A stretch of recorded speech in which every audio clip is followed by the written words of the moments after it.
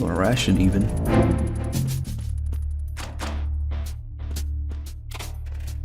Well, I'm not getting any drop frames now. Yeah, I don't want to jinx it, but it seems stable right now. So maybe refresh or something. Medicine, oh nice.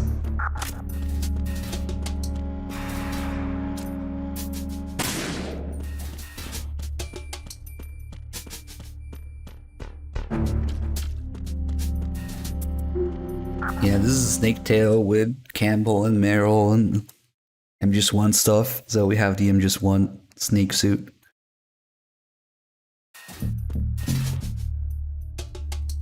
These guys jamming together. Fuck, I don't have the M9, that's right.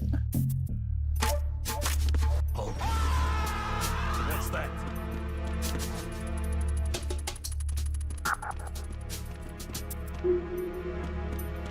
Freeze. Hey, and Fraxo, thanks for the 76 months. They're OHN jamming. We also got a couple resubs as well during the downtime. Bane Rain with the 61 months, and Dara226 with the 71. Hopefully you guys are still there. Thank you.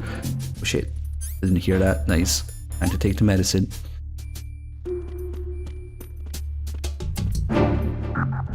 What's up? Look at him. You only see this on lower difficulties usually. And it's one guy, I think, like on easy or very easy.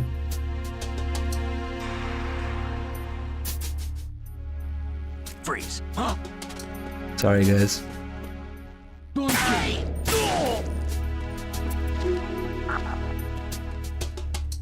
What's with all the porn here?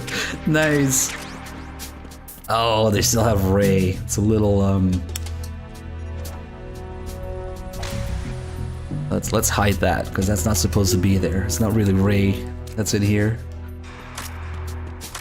Mario Verde, thank you for the 29 months. Oh, what the fuck? There's the AK in here? Nice. Snake with an AK.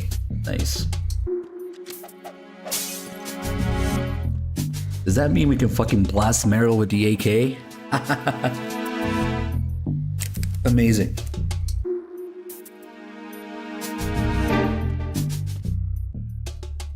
Ice cubes? Ice cubes.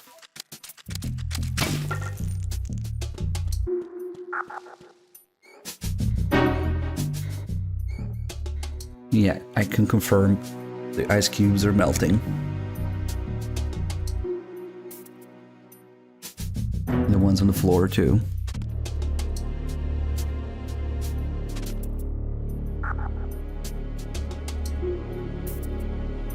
Well, supposedly the lore is that this door is crazy. The door cannot handle Snake's dick pointing at it. Where was it? Was it in a novel or something? Damn. I hope Bad Humans is still around, especially after he donated for killing Meryl. But I don't remember where. It might have been some wiki, might have been the novels, might have been some article or some interview or something. But supposedly the lore goes that Snake takes off the pads and the thermal like insulation from his old MGS1 suit, and that's what the MGS2 suit is supposed to be. But I really don't remember where I read that, and it might be bullshit. Especially if you look at this model. Oh, is it in the game plan? Okay, okay. So supposedly like the pads on his knees and elbows and the central like chest piece, that's like the insulated part of it. He needed that in Alaska, but you don't need it in Manhattan, I guess. So it's supposed to be the same suit minus the thermal insulation and pads on it. So that kind of makes sense if it looks similar right now. Although, I don't know. But yeah, there's something about it out there somewhere. Might be in the game plan. Yeah, that sounds about right. The MGS1-2 suit is the MGS1 suit with less shit. That's why he has magazines tangling off his vest and not a belt. Right. As bad humans scientifically put it, it's the MGS1 suit with less shit, which is an accurate scientific term for it. Less shit. But yeah, I thought I made a lot of sense because like you don't need a thermal insulation, I guess, here. Yeah, cool. I just really wish they gave me the Mark 23, you know, since you're going full MGS1. I guess there's the AK, but whatever.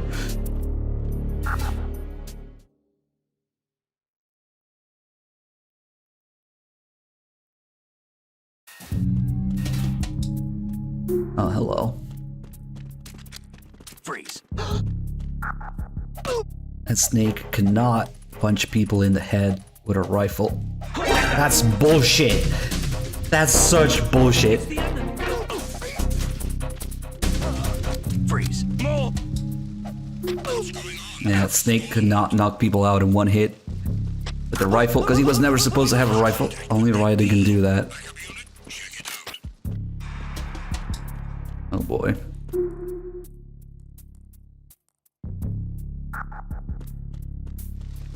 Oh shit, there's another guy here. Enemy sight. They're gonna final Personnel on board. dead and stunned guy. Maximum alert. Send a replacement guard for the area.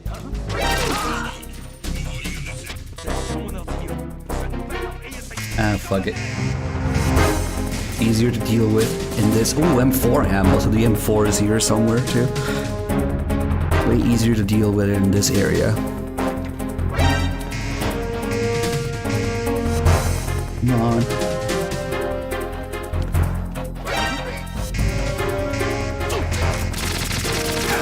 Ah, fuck. Your body armor.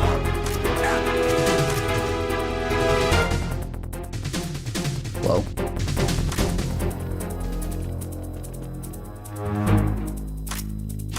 This is kind of problematic. Hey, look at the spawn.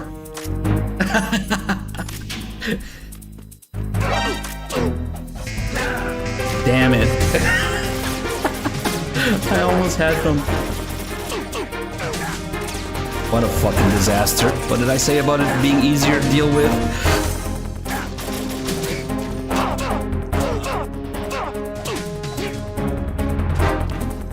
There's some porn over there, dude.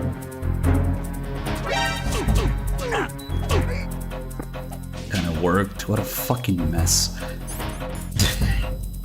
Oh shit, the camera is not here, but there's 2 cameras over there. Nice. 3 even. Oh boy. Those guys are gonna wake up soon.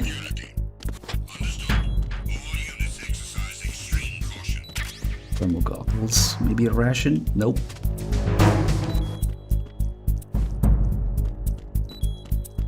Oh god. Nope. Secure.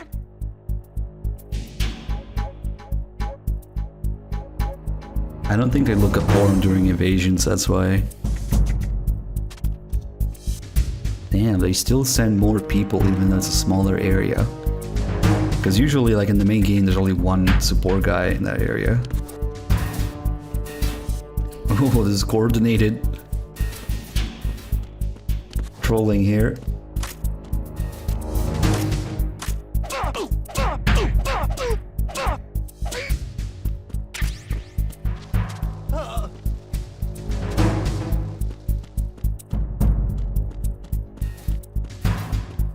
Lasers, lasers.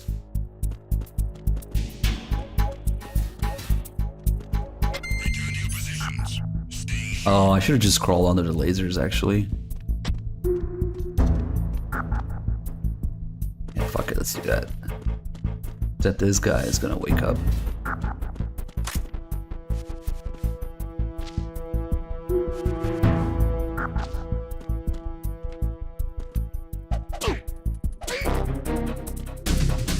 Refresh the dick punch. Hopefully the lasers are the same and we can still crawl under it. Let's see. Okay.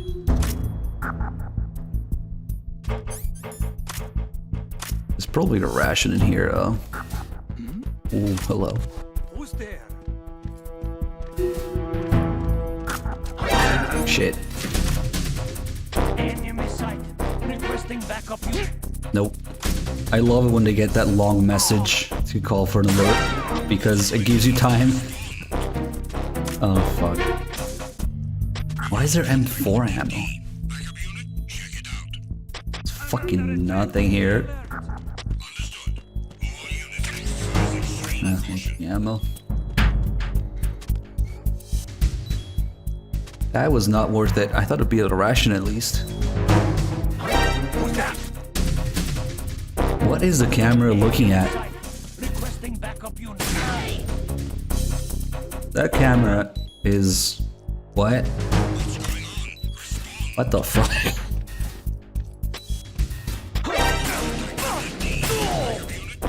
Ah, fuck it.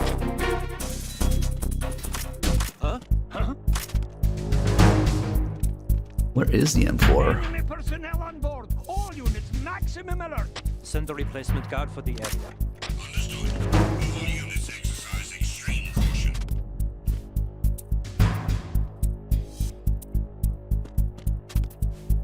Fuck, I just leave. We have enough shit to kill Meryl with anyway.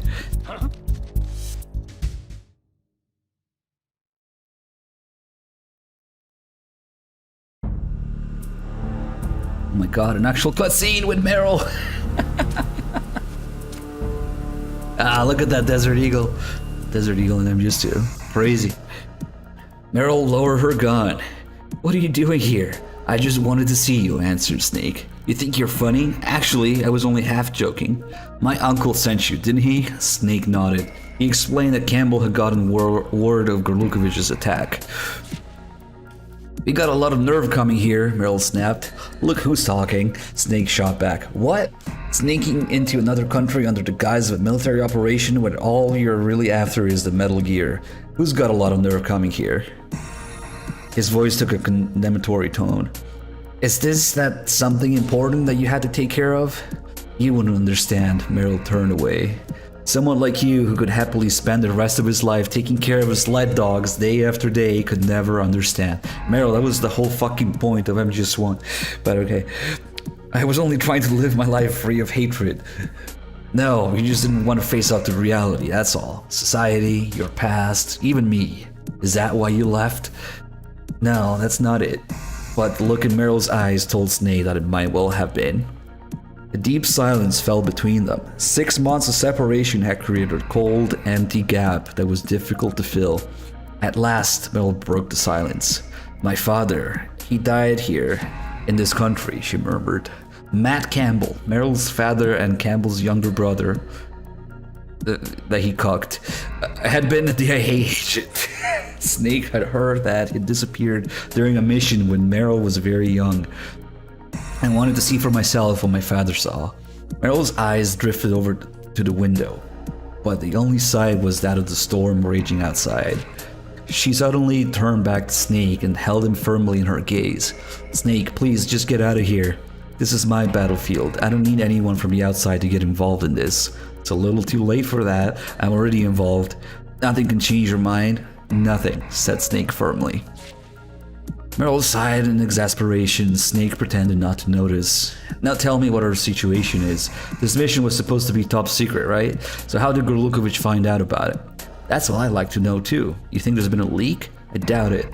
But seeing as you know all about it, then I suppose anyone might know about it. Snake thought for a minute. Meryl was right. Anyone might know, but whatever the case might be, I feel like that comma shouldn't be there, but whatever the case might be, they had to stop Gorlukovich from getting his hands on Metal Gear. Where's the Metal Gear? In the cargo hold. Alright, I'll go check it out. Meryl cut him off. I'm not about to take orders from you. We'll split up and go our separate ways. If you're planning on heading for the cargo hold, then you'll need me to do something about the boxes that are blocking the first deck stairway. Oh, wow, that's kind of lame, but okay. MGS1 style, but Otacon, the boxes. Before Snake could stop her, Meryl had left the bridge. So we're not fighting yet? What if I go out here? No, we can't go out here, huh? Yeah, there was like an extra comma there. As this is written by the Twin Snakes people, God no. Wait, so we'll have to come back here because we had to fight her outside here.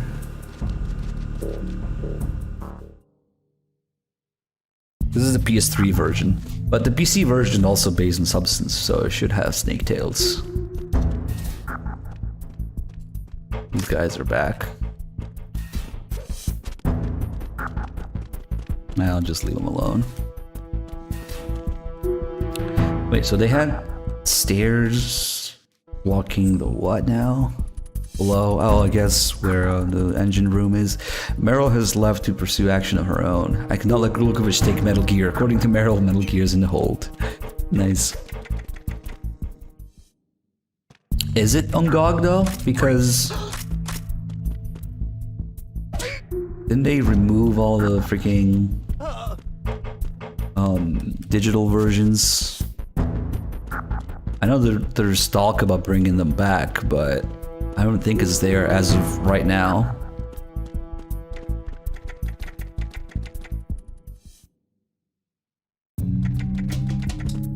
Unless they were really quick about it, which I doubt, knowing Konami, but whatever. Oh shit. Why are you here? Aha, that's where the M4 is.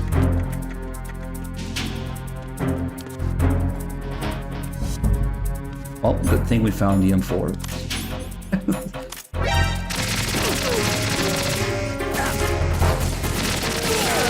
Finally, the long-awaited tanker trailers that we were promised.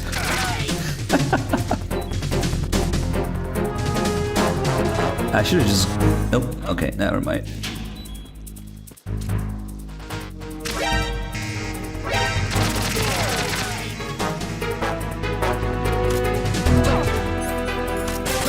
Oh, come on.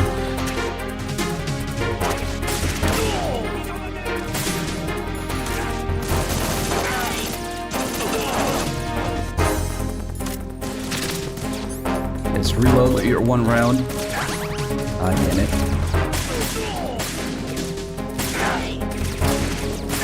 They just keep coming forever, it's not worth it. Fuck. Oh shit. That was really a waste.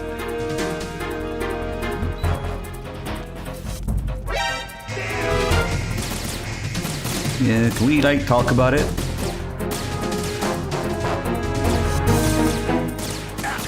Ah, fuck. He's grenading my ass now. I wonder if they find me up here. Ooh, the blood. Oh, holy shit. That works. That's amazing. Return to your positions. They don't look up, I guess. Freeze.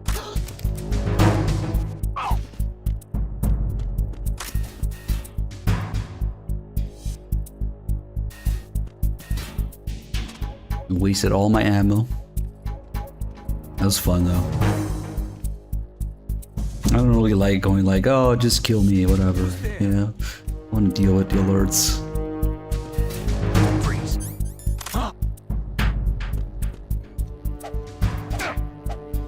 Gonna be a difficult dick punch. Ah, fuck it. Is that ammo? I saw something.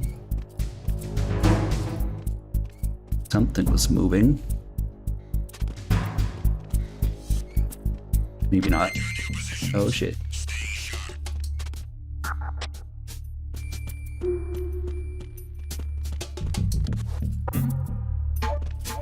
Freeze. He's still in his hill. Understood. All units exercise extreme caution.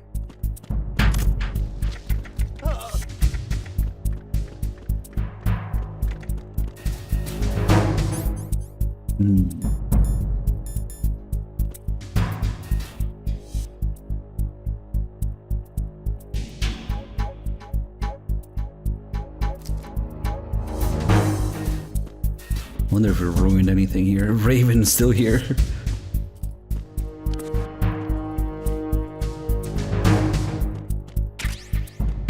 Dazzling NVGs.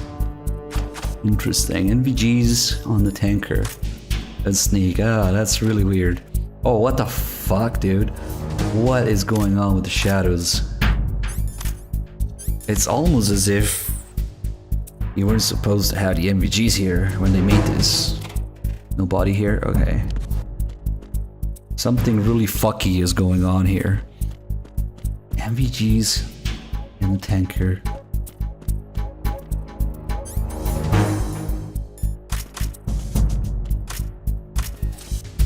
Oh fuck. Hello. Encountered the enemy requesting backup. Get away with nope. Okay. Oh, that's a clearing now? Yeah, except I bled all over the place, so they're gonna come here for sure. Oh, great.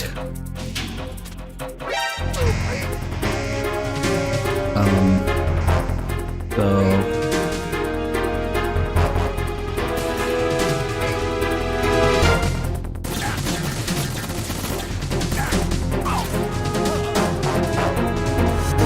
just regen a little bit. Or not.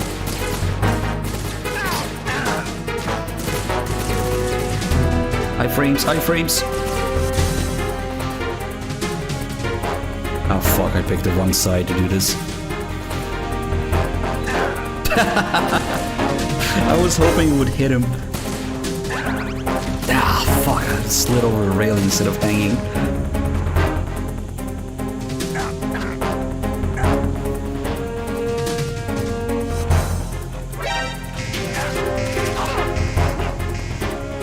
Maybe you shouldn't have just rushed there. Ooh, I see. Oh, for PSG1, yep.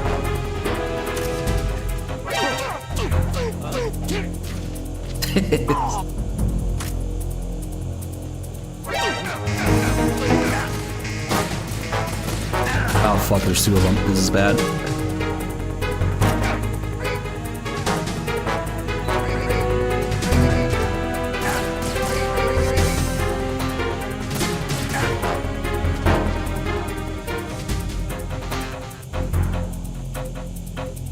Move on. Oh fuck. Yeah, no, we're fucked. I had to try it. Damn.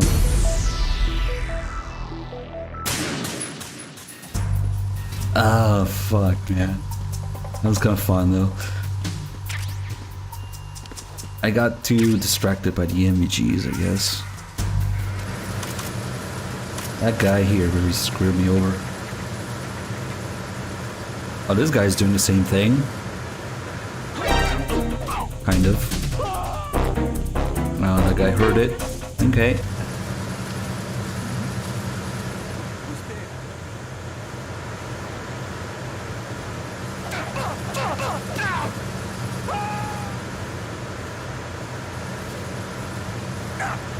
And there's lots of VR missions for the PSG1 here. That's not too weird.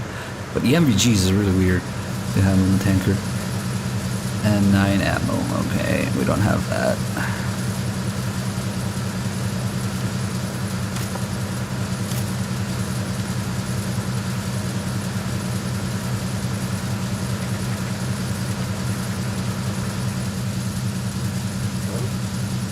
Oh, he noticed. Nice.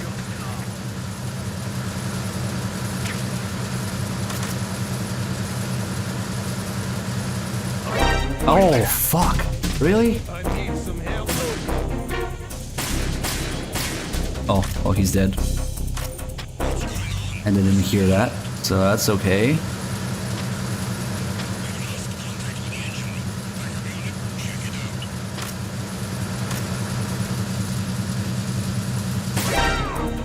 Might as well.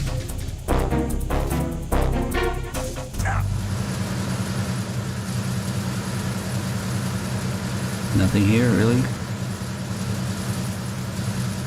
Oh, those guys are coming from there.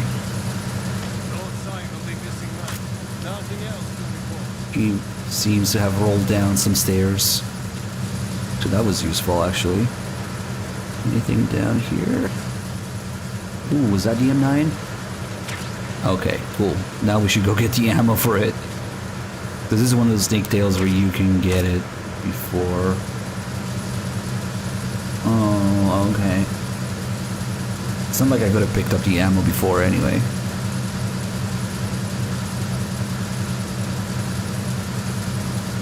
The M9 is just so useful even during alerts, because if you don't kill them, then they can't respawn. If you just put people to sleep during alerts, they'll just stop coming. Unless it's like a special alert where you have to eliminate a certain amount of people. Then they just disappear when they're asleep.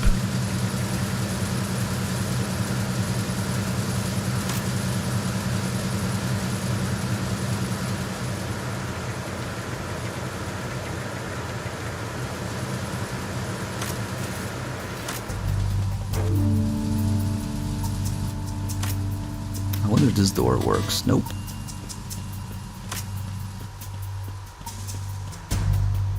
So, PSG-1T. Don't have too many long weapons left. Yep.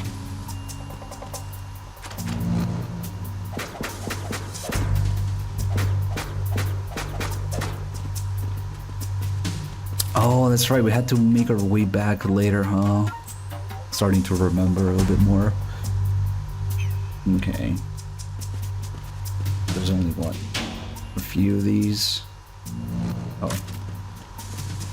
I like how they're in different locations. Wait, how the fuck are you supposed to... Hold on.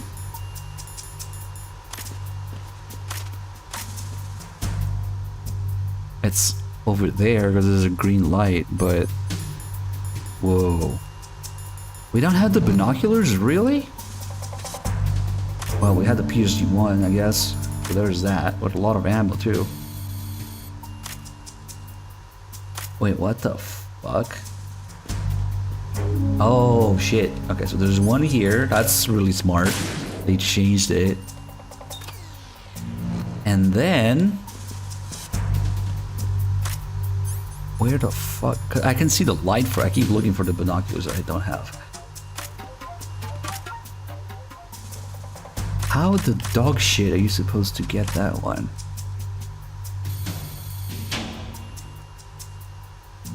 If that's even what it is. I can't even see it, but I know that that's what the green light is. Is it diabolical? Nice. Wait, now that we destroyed this one though, it means we can get closer, so that's how you do it. Probably. Maybe. Yeah. Yeah, you have to destroy them and get closer as you do. Nice, that's smart. Yep. Oh, it's sideways. That is amazing. It's sideways so that you can't really see it from behind there. Nice. Kieran Deer with the 90 months. Thank you. That was pretty smart. You have to keep moving as you destroy them. Anything in here? Probably not.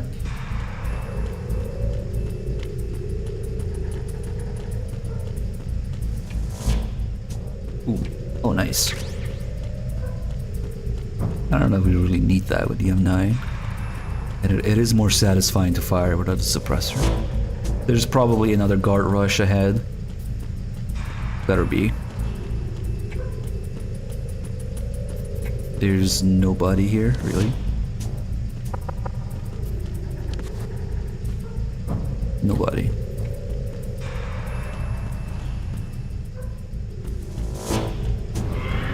Sneaking a cake with the 84 years. Thank you.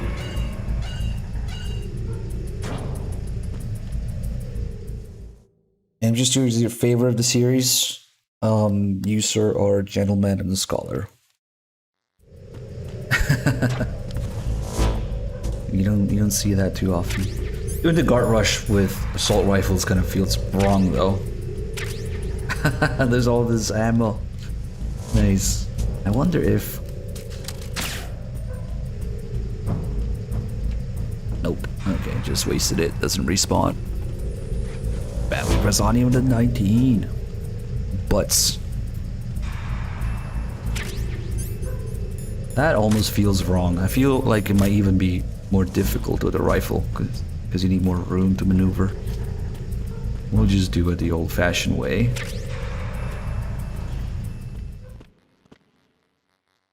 Now, if MGS3 is your favorite, you're just, you know, another speck of dust in the crowd. You're not a gentleman and a scholar. In the pitch darkness of the corridor, something moved in front of Snake's line of vision. Reacting quickly, Snake dove into the shadow of a nearby crate. There was a flash of light. Snake heard the sound of a gunshot. A bullet whizzed past his head, igniting sparks as it ricocheted off the wall behind him. It was a trap. Not time to think about the particulars, though. There were at least 5 enemy soldiers up against him. He could hear the sound of guns being readied. Snake drew his USP. Okay, so I guess the canon way to do this is with the USP. Already there. Just a good old guard rush, yeah. Seems the same.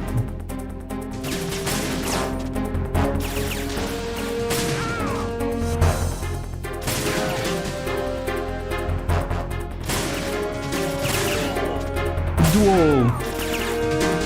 Ammo. Fuck it, aiming is for suckers.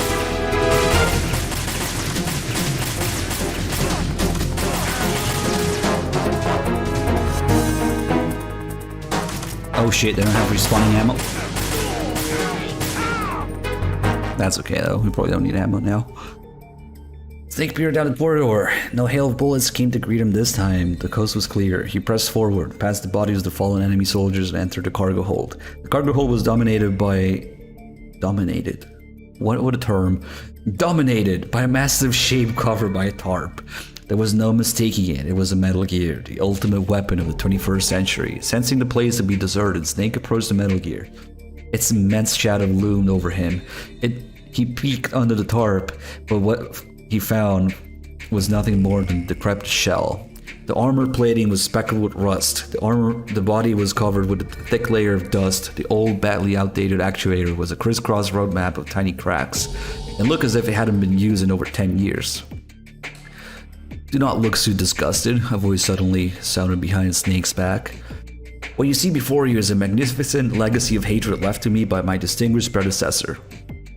You really should treat it with more respect.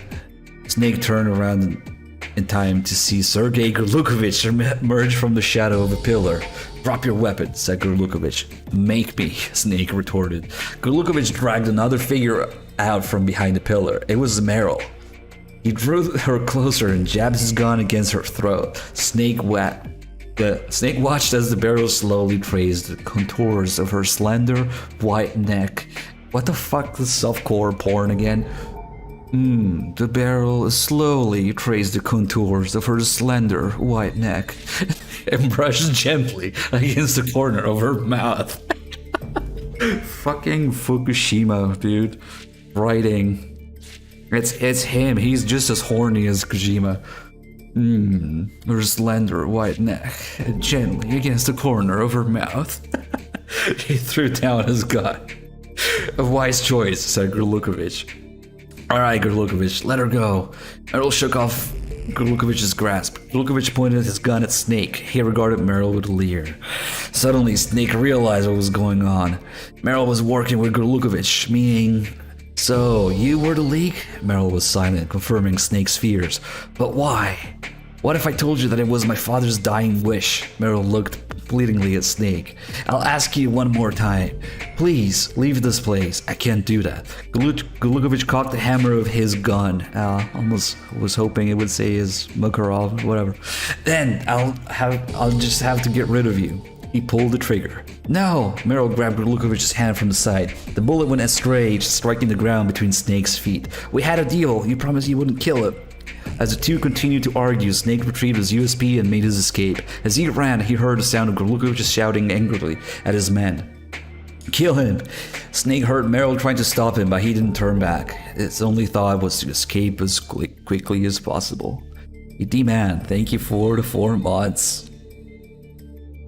Your only purpose is to disagree to MGS 5 and MGS PC haters in silence. And here's all of you. Fair enough. we can have a discussion and a force alert. Nice. We should just mow him down, honestly. That's what the M4 is for. Ooh, we get like infinite ammo and shit here. Oh no, I see. There's so much ammo.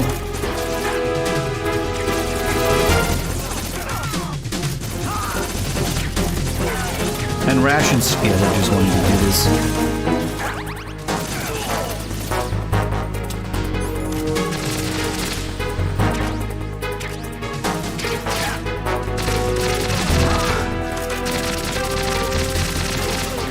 Oh, that's like another Gart Rush. That's pretty nice, actually.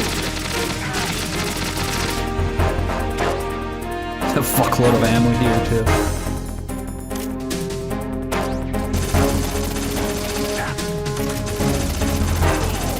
Fuck it, suppressing fire. Ammo and stun grenades everywhere.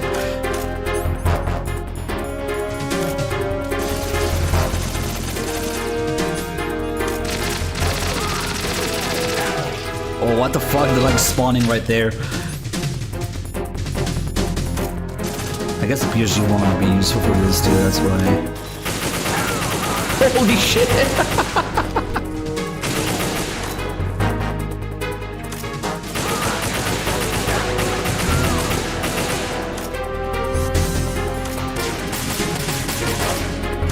We good. Yeah, Tengu fight and Tanker. Oh, that was pretty satisfying. Doing that part in reverse with a force alert, like another Gart Rush. There's so many fucking guards too. Snake closed the watertight door behind him and turned the handle to lock it. That should buy me some time, he thought. In the meantime, there was something he had to check on. He called Campbell in the Kodak and described what had happened. Meryl and Glukovich. Campbell's voice quivered.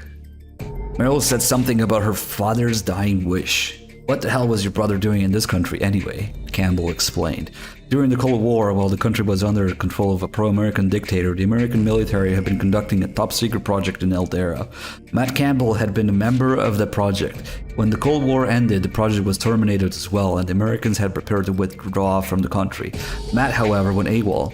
Shortly afterwards, the pro-American regime, having lost its backing, was faced with an armed uprisings among the country's minority groups.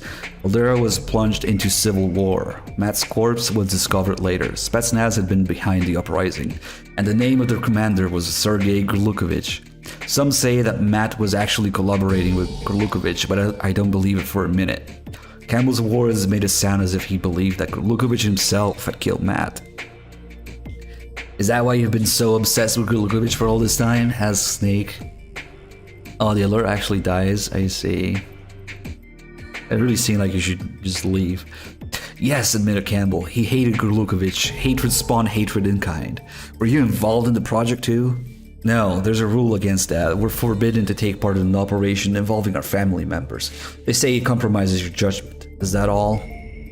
I guess Matt wanted to pursue wanted to put some distance between us at the time. Campbell's voice was tinged with regret, but he ventured no explanation as to the reason behind his brother's actions. The antique Metal Gear you saw is the end result of that project. That's all I know. The whole thing is highly confidential. Even now, the records are all sealed. I believe it, thought Snake to himself. After all, it was only natural for people to try and forget horrible things that happened in the past. Governments were no exception, but some people held onto these kinds of memories. Some people never forgot their hate, like Glukovich and Campbell. Snake, we can't let Glukovich and his men escape with that Metal Gear, said Campbell. It could still be armed with live nuclear warheads. They're probably planning to test Metal Gear's capabilities somewhere out at sea. You got to change the course of the ship, head for the bridge. Snake had no objections. Nice. Oh man, that was a handful. That's why this door doesn't work now. It'd be too easy, since you actually have to go back. Damn, doing the tanker like in reverse, that's nice.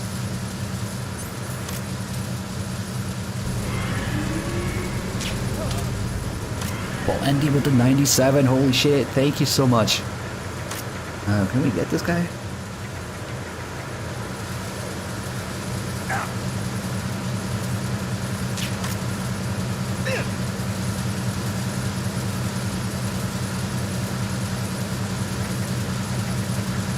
Feels like I'm doing something wrong going back.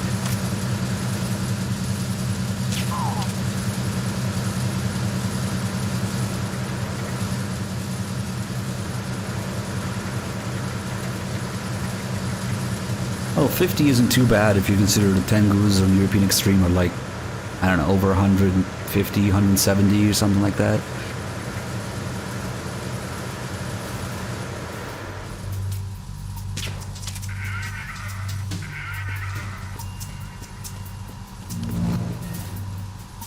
So now we get to fight Meryl up there. They got a little bit more out of the tankers level design. Oh, those guys are back at it.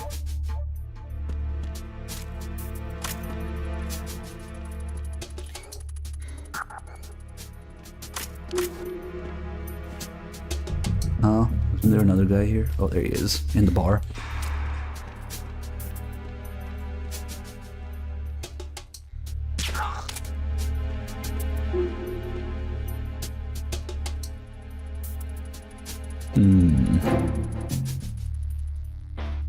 You know what?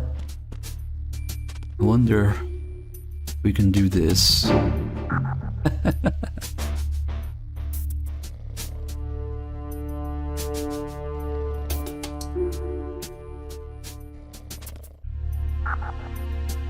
And then... Okay, bye. Just let them jam. Oh, if you don't attack any guards, none spawn? Oh, I guess there's the first few ones though. So you just run past them.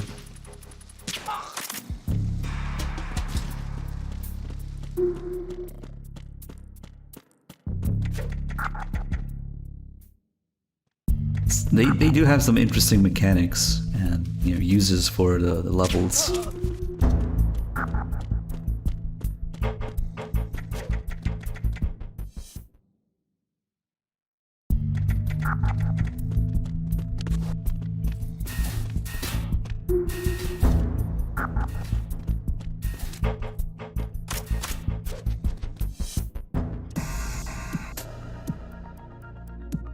Snake made his way to the ship's bridge. Outside a window beyond the storm, he could see the figure of Meryl. He opened the watertight door and stepped into the navigation room. Meryl turned around. "You're late. Were you waiting for me? There's no one to interrupt us here. I need to tell you something." "You mean like the reason why you're helping a man who killed your father? Is that what my uncle told you?" Snake nodded. Meryl shook her head. "He was lying," Meryl explained. Matt Campbell's part in the top-secret Metal Gear development project in Eldera had been to ensure that the country's stability. Part of his job was feeding falsified information to the minority separatist guerrillas, and he was good at it. First, he'd pick a suitable candidate. Next, he'd find his target's weak point and use it to blackmail him. Then he'd dangle a carrot in front of the victim's eyes and convince him to cooperate. Matt would then send his now willing accomplice into the ranks of the separatists. Once there, the spy provided the Americans with useful information, selling out his comrades in the process. But in carrying out his mission, Matt made one fatal error. In his dealings with the separatists, he came to sympathize with their cause. He became enchanted with the idea of independence. He grew to resent the US for the way it exploited smaller, weaker nations for its own gain. That's why Campbell cucked him. In the end, Matt decided to help the guerrillas create their own nation. He wanted to give them the trump card they needed to secure their independence. And what better gift than a bipedal, nuclear-capable walking tank that was conveniently being developed in Eldera, albeit secretly and quite illegally, by the American military. Sergei Gorlukovich, who was supporting the guerrillas, agreed to cooperate. Matt's plan was executed. The guerrillas succeeded in stealing the Metal Gear from the American base, but then their plan was discovered. Matt was executed by the Americans. Meryl's father had been punished for the crime of believing in his own ideals. The price of having a conscience was high in those troubled times. In the tumult of the Civil War that followed, the Metal Gear disappeared without a trace. However, 6 months ago, its existence was reconfirmed and the Marines had been sent to recover the long-lost dirty secret. After hearing the true story from Grlukovich, Meryl agreed to follow his instructions to infiltrate the Marines. Her intent was to transfer the Metal Gear over to the guerrillas through Grlukovich, who was still providing support to the rebels. In this way, she could carry on her father's memory and the ideals for which he died. Is that what Grlukovich told you? Asked Snake. Meryl nodded. Snake shook his head. Didn't it ever occur to you that he might be lying?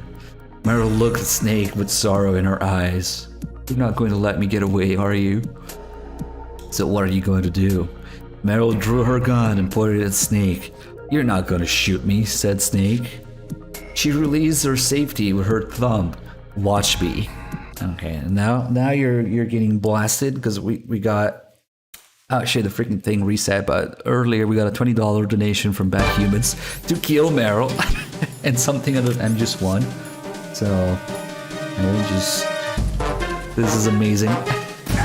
Oh fuck, she can hit me like that? That's bullshit. Olga can't hit like that. It must be a 50 AE. No, Bad Humans, there's no way that I would ever get a donation and not honor it, yeah? I don't know, we're killing Meryl. I don't mind.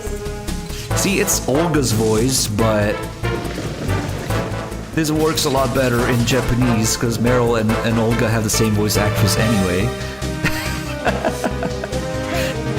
So this would work well in Japanese. Anything here? Nope. The music still dies down here. Nice. And she cartwheels. Oh shit! Is Snake's model different, or is it because Meryl's using a different gun? Dude.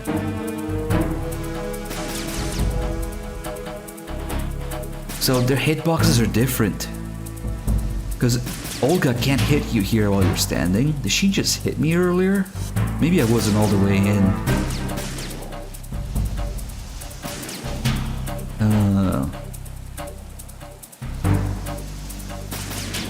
And then I noticed that she can hit here. Oh, yeah, she can definitely hit there while you're crouching.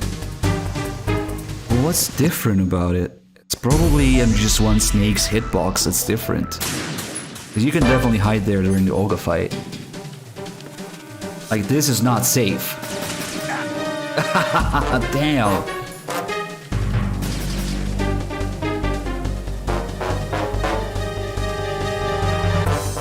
And let's see something. Fuck. I think, yeah, the magazine size also. You know, a Desert Eagle with 7 rounds isn't the greatest gun for, like, suppressing fire. She empties the whole fucking magazine. They changed that. They changed her reload, of course, to 7 rounds. Nice.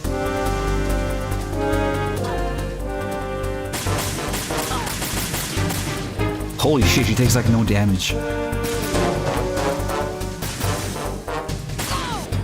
That's a headshot? Wow. You really have to want to kill Meryl here, because you would have the M9 and even the PSG-1T by now.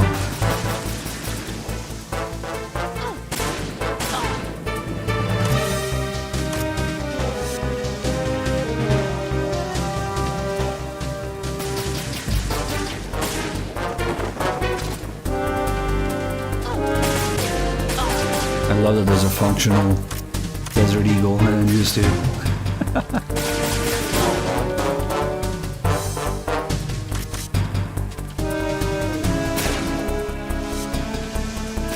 And locks open too. Shit, that hurts. Not as much as Olga on European Extreme, but yeah.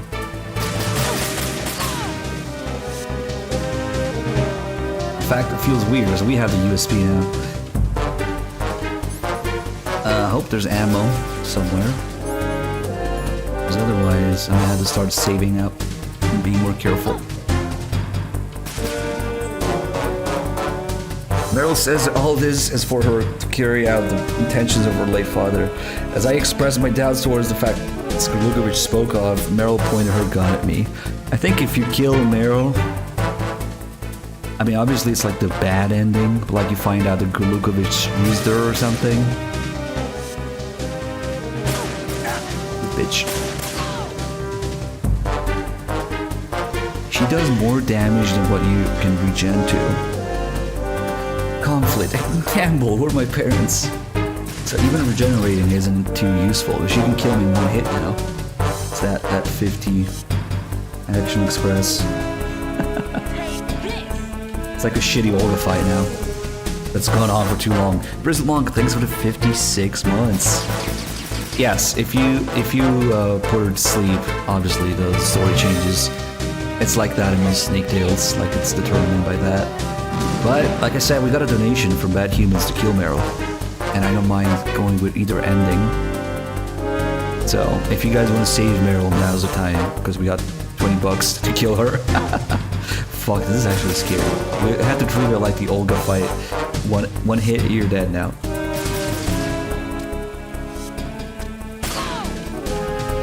Oh, here it comes.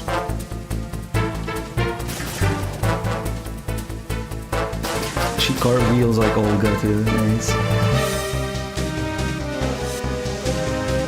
Take this!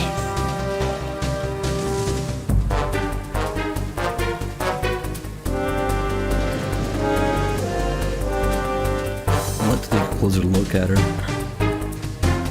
Especially her gun. You don't get to see her gun usually.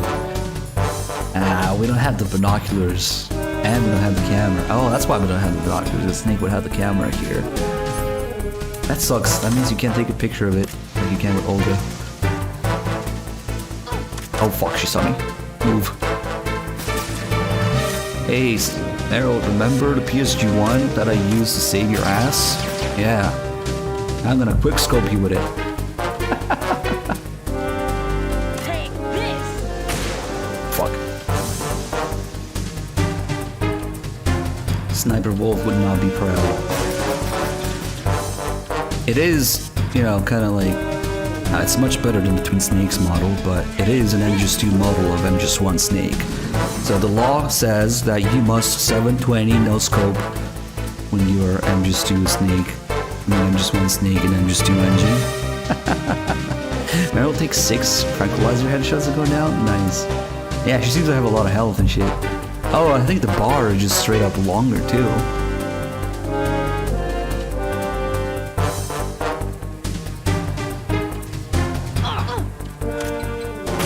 Fuck. Ooh, that was close.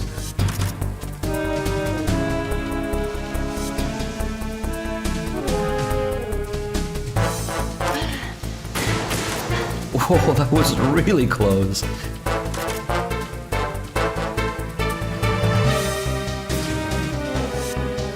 I wonder if we can get her to say, "What do you think I am, stupid?" Probably. Oh shit.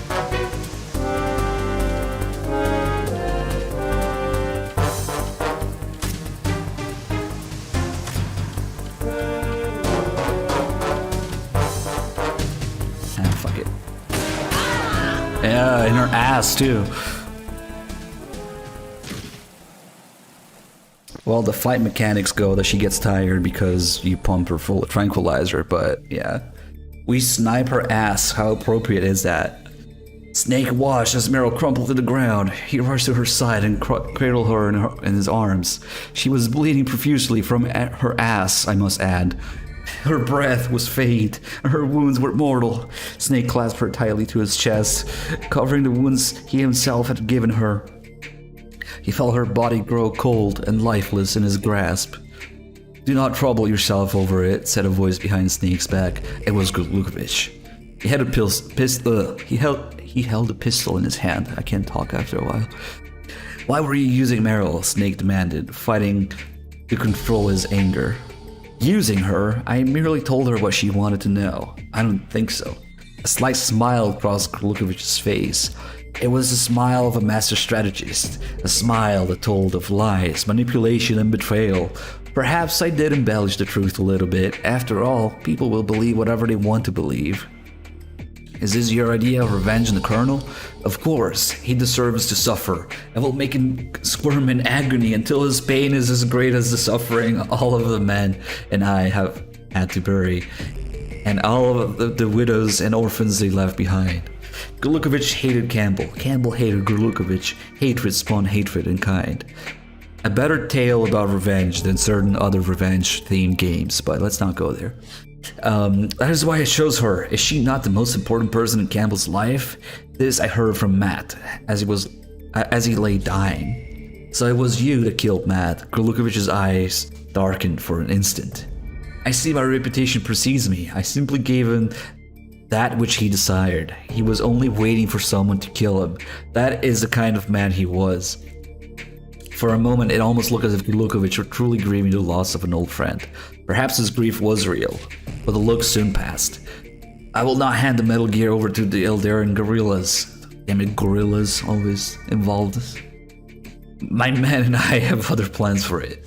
The machine itself may be a wreck, but all we really need is to recover the nuclear warheads and the launching system. A nuclear-equipped ballistic missile is still a precious commodity, even in this day and age. Snake gritted his teeth. Gurlukovich laughed. Do not be so angry at me. This is Matt Campbell's dying wish. This was his intention from the beginning. What do you mean? If you do not believe me, then ask him yourself. Gurlukovich aimed his gun at Snake. In hell! The sound of a gunshot ripped through the air. Gurlukovich fell to the ground. The shot had come from Meryl. Meryl's body slowly went limp in Snake's arms. The gun slipped from her fingertips. Snake, Meryl moaned. She's... Oh, shit.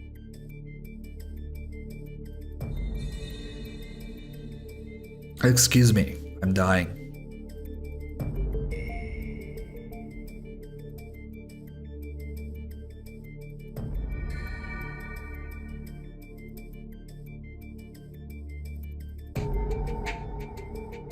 I got a little bit too fast. So I run out of breath and then I breathe in my saliva, so that was great. She looked as if she was trying to say something. Snake lowered his head closer to her mouth, but his ears could not detect the slightest trace of breath. Rip Meryl. Good ending.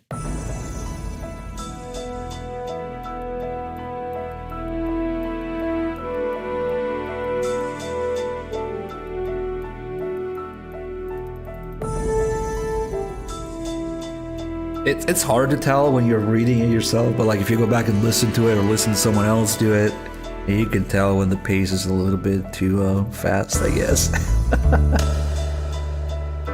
Alright, Meryl died. No MGs4. But so did Gurlukovich, I guess.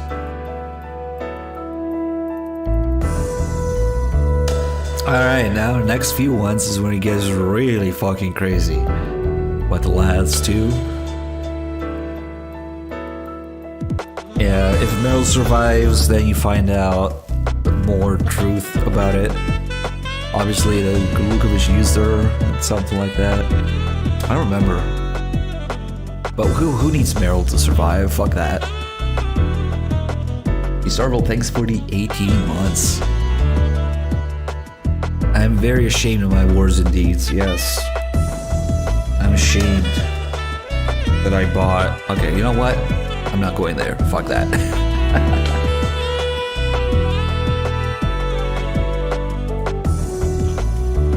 It was just a mistranslation. He meant to say, I will be ashamed of my wars and deeds. Which makes a lot of sense. Oof, okay. Well, there goes my voice. For the day.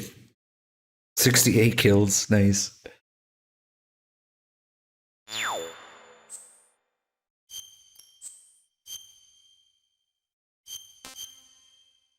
A, B, and C.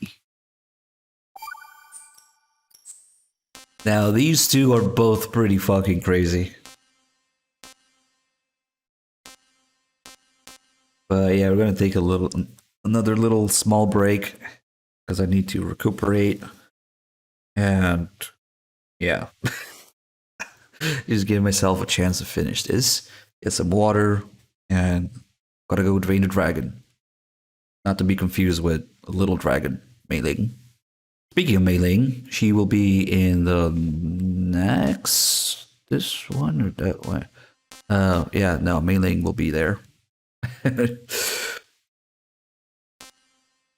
right, let's put on some. Should we put on some memes? Oh, you know what? We should actually put on the freaking Snake Tales theme.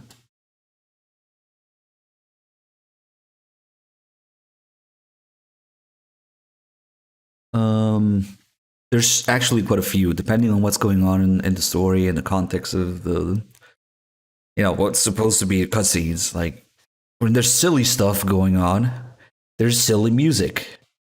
Let's see if we can find a silly one. We won't hear for a while because it's like towards the end of the last one. I wonder. Let me see if it's this one. No, this is a regular one. Hold on, because I'm pretty sure it's in there somewhere. But I don't even know what it's called.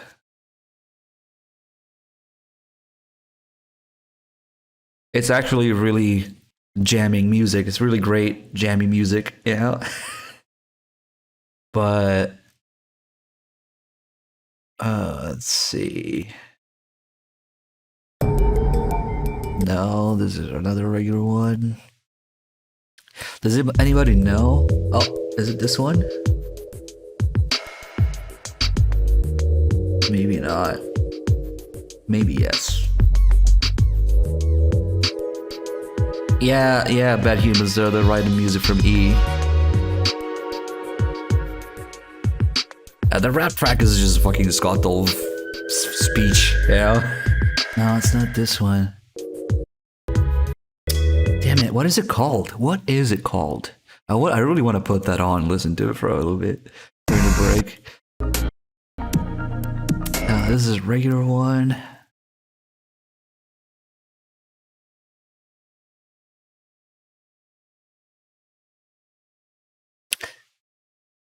I'm actually having... Oh! I found it.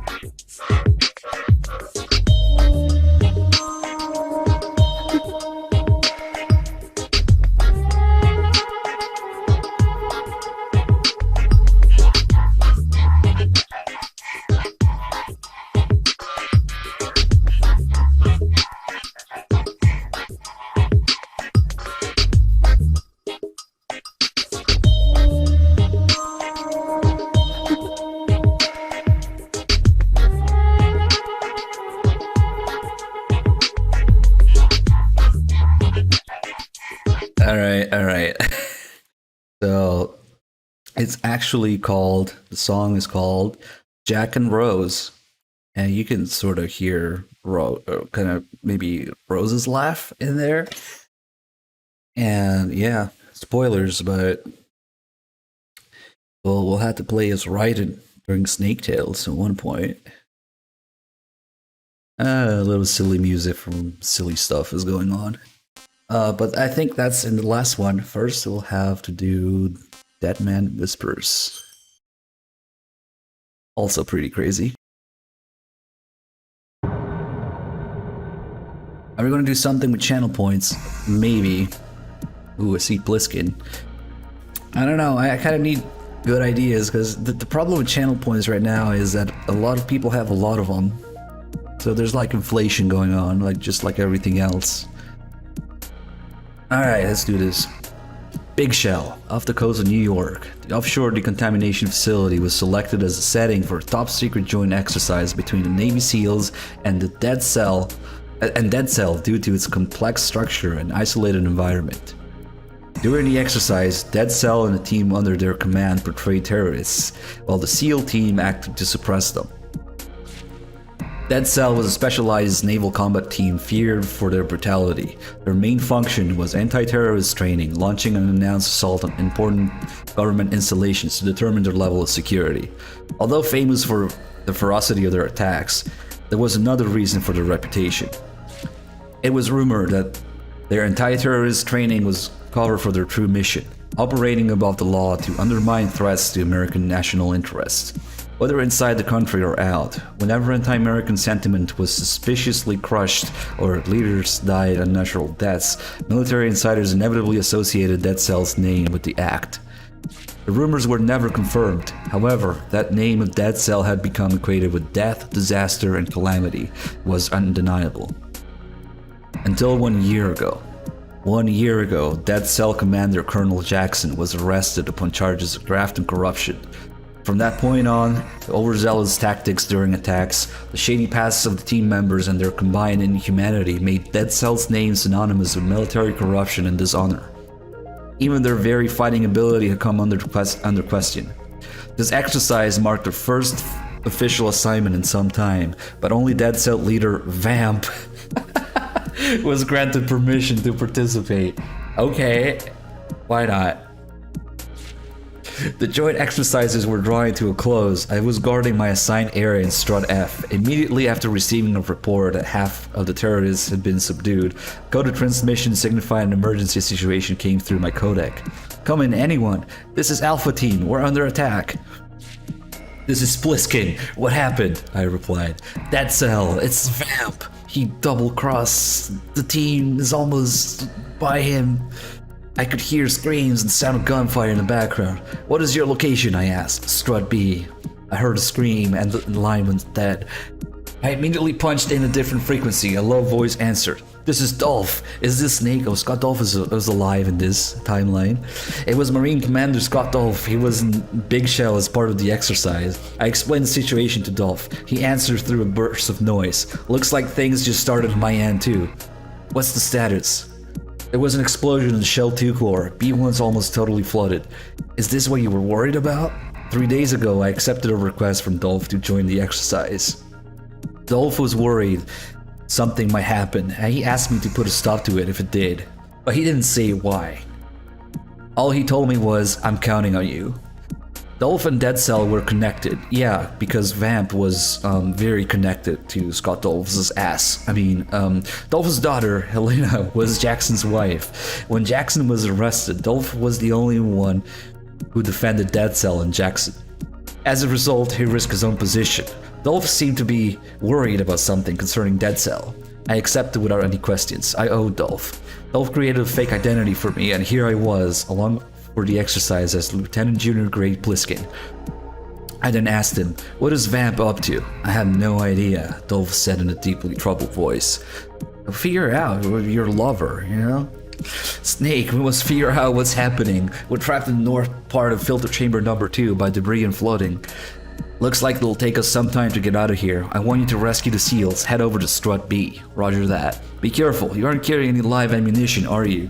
Dolph was right. I was equipped for exercise. I didn't have any live rounds. No, but I'll be okay. Maybe in this timeline, Scott Dolph and Vamp aren't lovers. Who knows? No ammo. Nice. Nothing here. Dead Cell has gone rogue with Vamp leading them. Nice.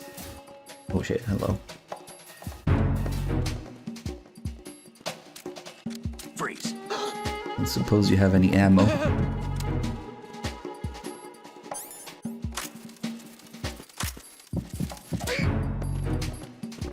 Oh yeah. He definitely has some shotgun shells in his vest. No shotgun. Brass shells? That? Everything's locked.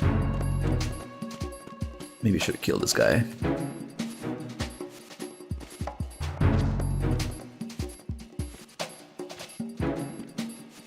I don't know if he has anything he'll come out now, but probably not. I think we're supposed to not have ammo until a certain point. Due to story reasons, maybe.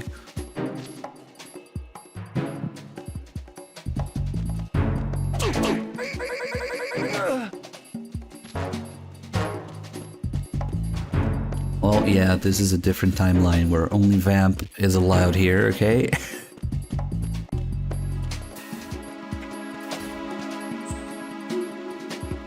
Dead Cell revolted during the joint exercise with the SEALs. Vamp's intentions are not clear, but I must save the SEALs under attack. I'm now heading towards Strut B. I guess we must go this way.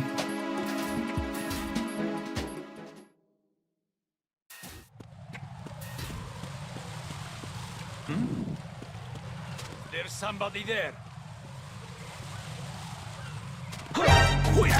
Damn it. Couldn't find his dick. It's the enemy. I need.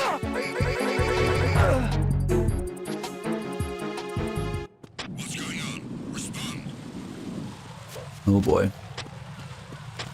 Communications with the FA connecting bridge have ceased. Carry out an investigation immediately.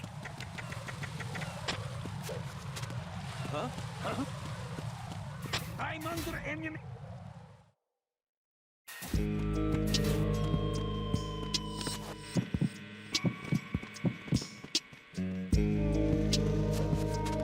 Oh, interesting pattern.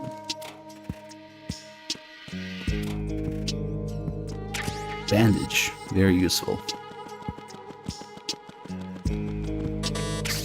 Oh, stun grenades at least. What the fuck is that? Was that green light always there?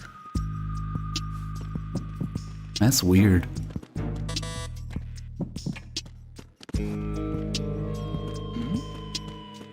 Who's there?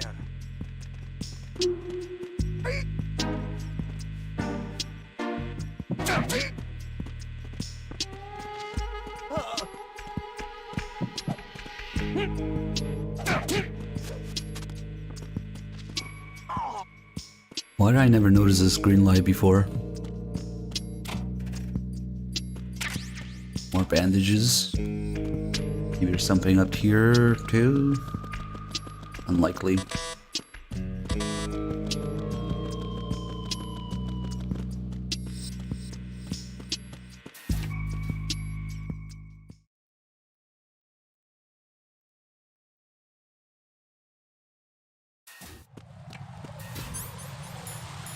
I always have cigarettes though. Let's go with cigarettes.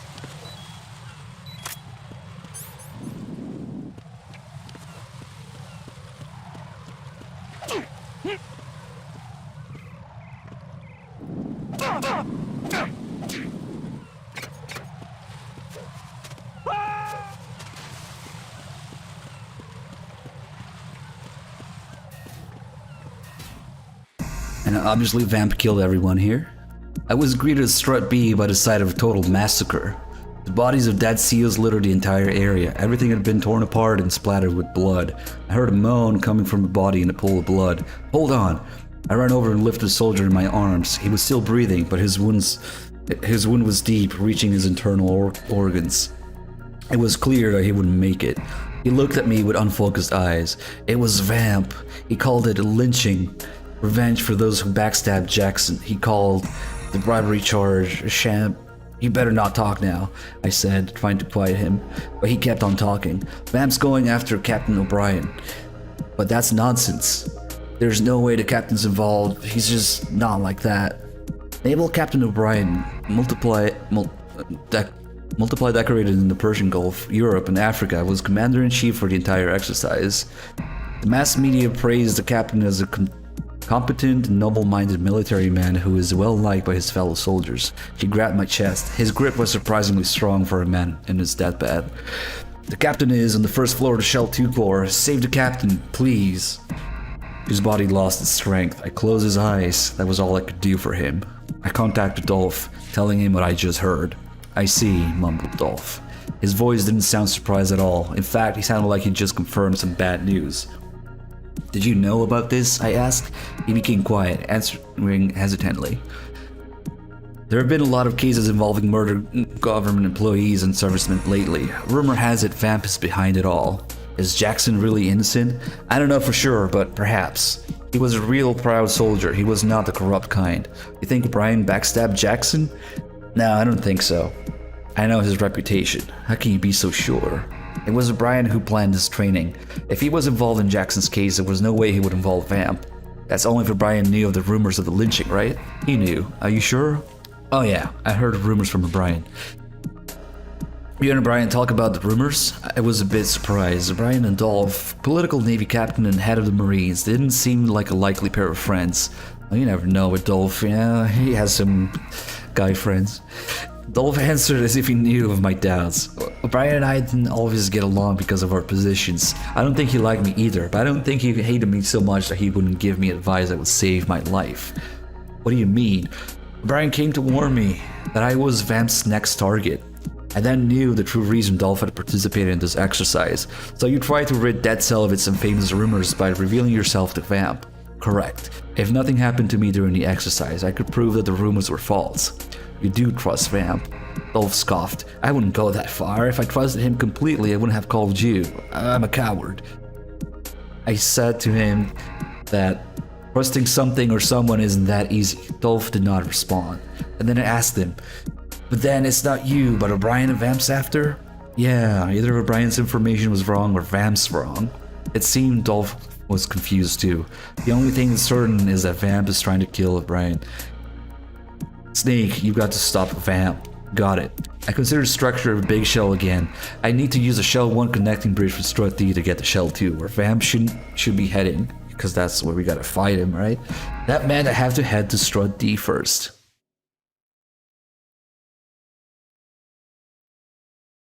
We gotta go to where we fight Vamp, of course. This is the guy who was dying. Can I get his ammo? I guess he didn't have any ammo.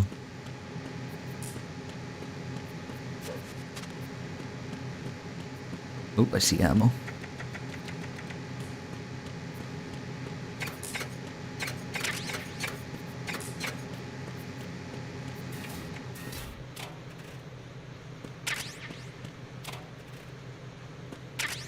Guns pro locked. Yep. And let's see.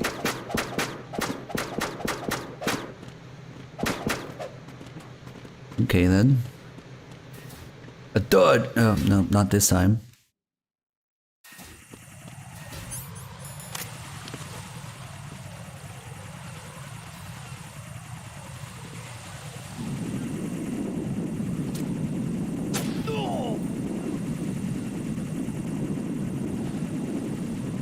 What is this cipher doing? Okay then. Be useless down there. Gonna come up, right? Yep.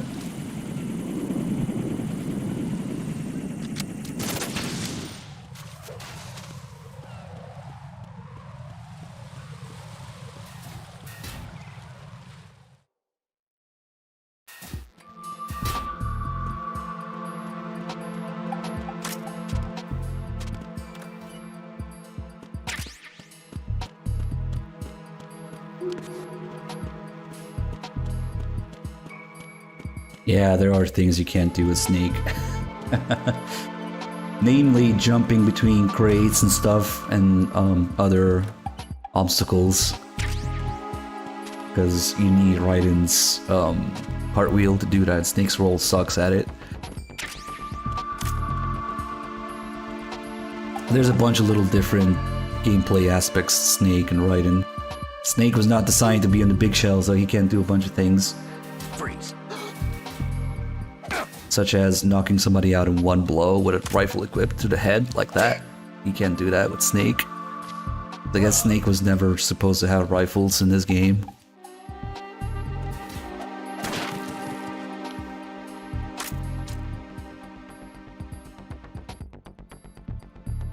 I guess we shouldn't bother, whatever.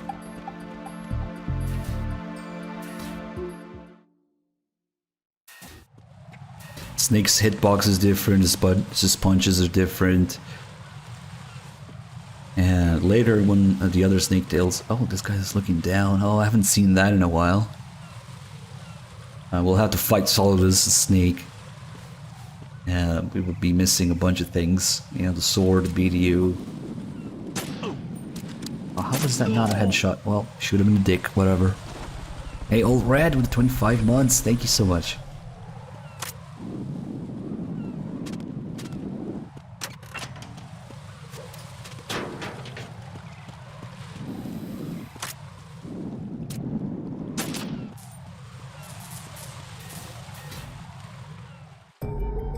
Snake can still dick punch, but Raiden's much better at finding dicks with his slap.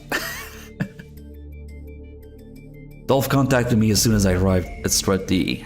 He had apparently managed to get a hold of O'Brien. O'Brien had sealed off the door to Shell 1 connecting bridge, a 1-2 connecting bridge on Strut D to prevent Vam from getting through. It also reorganized the surviving SEALs to defend Strut G. Dolph said, "Snake, join the SEALs. Vamp is the enemy. Those men might be SEALs, but I doubt they can stop him on their own. But how can I get to Shell 2? The Shell 1-2 connecting bridge is closed off. There is another way. Go across the oil fence, oh shit, in the lower part of Big Shell. Use the ladder and B1 Strut E to get down to the oil fence. You should be able to get Strut L of Shell 2 by crossing it. Vamp must have already left for Shell 2, I needed to hurry." Okay, that's how they skip the whole thing. We actually go that way, the opposite way where Emma goes. Nothing here.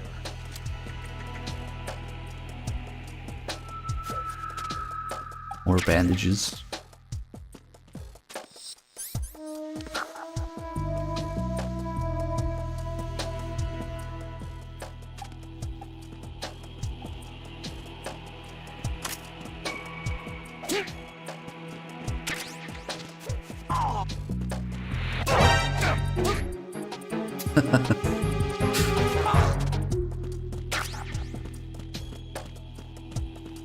Let's see what it says now. Vamp's next target is O'Brien in Shell 2. The door from Strut D to Shell 2 is shut. The only way now is across the oil fence on the water. The ladder to the oil fence is at level 1, B1 Strut E. Yeah, I would imagine the grip gauge is always 1.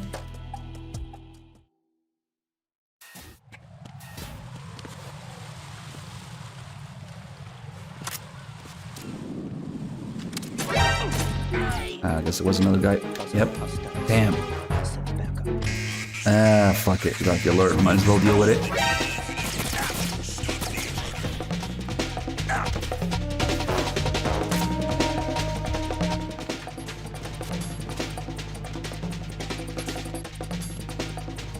Oh, nice. Grenades, even.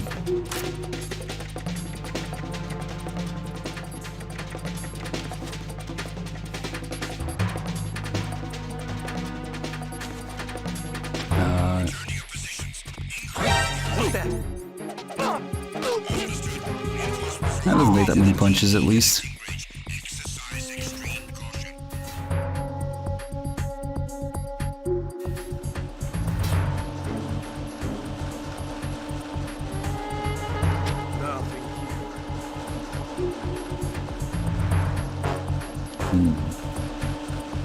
Oh shit. He actually goes all the way there now. Freeze. There's some. He saw the guy, but not me. Nice. on, we need boxes. Is there really no boxes? Okay.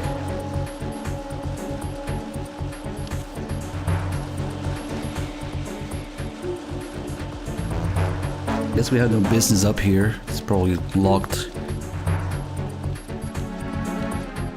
Yep. Attack team, come back at once. Guard team, stay alert.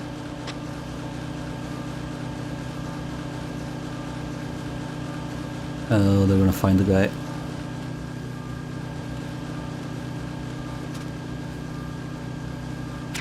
I'm under enemy fire. Secure the perimeter. Understood. Dispatching reinforcements to Strut E. Exercise extreme caution.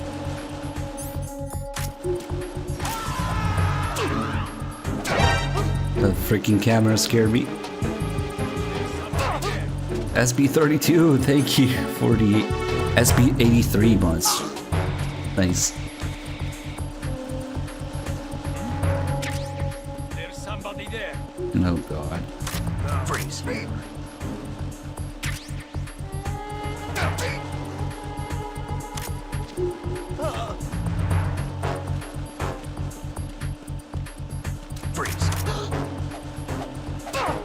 Oh, come on. His dick is obviously there. I think that might be the last guy. Yeah, fuck it. Freeze. You good? You good?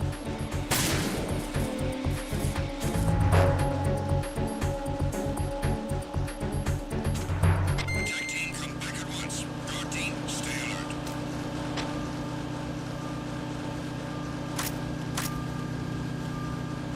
Yeah, we just cleared the whole area. I guess this door's open now.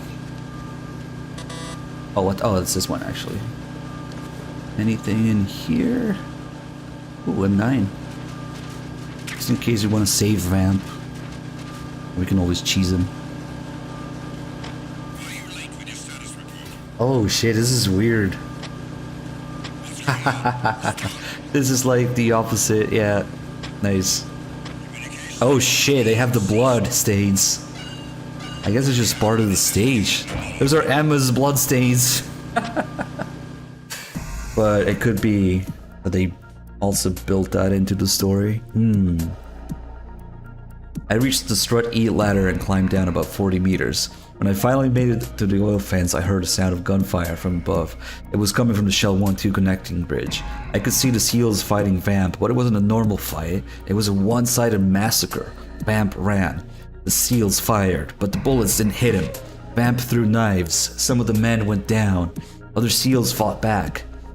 Vamp Woven dodged. He slit the throats of the SEAL men, slicing their stomachs open, stabbing deep into their hearts. Ugh. The SEALs were down in a split second. I saw the last man screaming at the totally unhurt Vamp. Suddenly, the connecting bridge exploded. It must have been wired up with bombs beforehand. A series of explosions enveloped the connecting bridge in flames, and it began to collapse with a roar. Debris rained on the surface of the sea. I made a run across the oil fence. A huge column of water rose behind my back. Waves churned, throwing the oil fence up with every undulation. I struggled along and finally made it to the lower part of Strut L. As I turned around, my eyes met Vamp's. He had tumbled from the sky and landed on the Shell 2 side. Vamp Sneer licked a knife with his long tongue and hurled the knife at me. And then he disappeared into the interior of Strut G. I climbed the ladder and made it into Strut L Shell 2. Vamp had already penetrated Shell 2. O'Brien was in danger. I ran for the Shell 2 core. Nice. They had to skip a lot of shit here because it's just... Well, actually, not really. We're just on the opposite side. Oh, hello.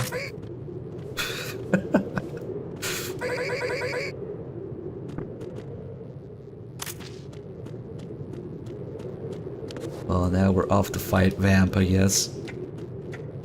Freeze. Oh, that door's busted.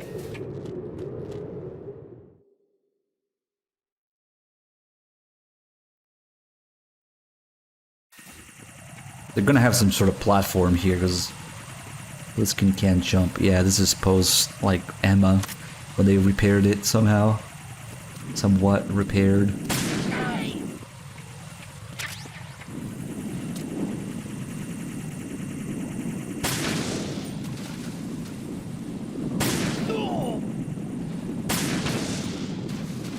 on that guy too. Fucking.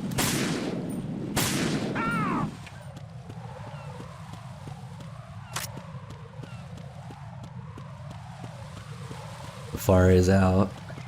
There's no ammo here, so maybe there's something there. Doesn't look like it. It's kind of useless. This side. That guy died for nothing.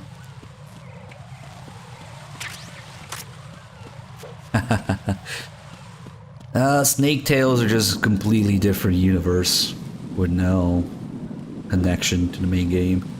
You just reuse the environments and make up a completely different story. So, no, it's not happening. That's what everybody wanted, right? That's what the first Snake Tale trolls you into thinking at the very beginning of it. That, oh, it's Snake's side of the facts. No. No. I entered Shell 2 core. There wasn't any gunfire or any sign of people. The silence made me uneasy. The codec rang. It was Dolph. Snake, what is your location? Right above your head. I've just entered the first floor of Shell 2 core. How's O'Brien? I've lost contact. Click my tongue. Were we too late? We still didn't know what's happened for sure, said Dolph. But he didn't sound too sure of himself. O'Brien should be on this floor, right? I asked. That's right. He should be barricaded in the air purification room. He told me he was going to electrify the floor to stop him from getting inside. I looked at the passageway. The floor there was glowing dimly. Looks like the trap's still working. Yeah, but we're up against Vamp. Who knows if it'll help? There was only one way to confirm if O'Brien was dead or alive, going inside. How do I disarm the trap? I asked. Destroying the circuit breaker in the room is probably the only way. You should be able to do it with a remote control missile from a duct. You're going to have to find a remote control missile first. I'm pretty sure Snake or Pliskin doesn't have swimming animations, so we'll probably find the Nikita elsewhere. We're not going to the flooded room. Rinkin with the 27 months, thank you. You know what that means? It means that we can hear Snake get electrocuted here instead of Raiden.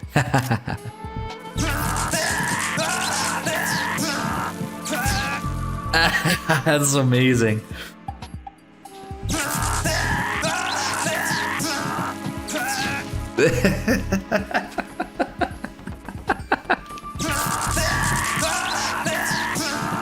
I can't stop it. I can't stop. Send help.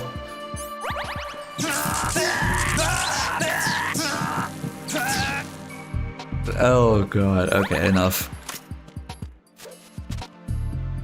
Could be guards around too.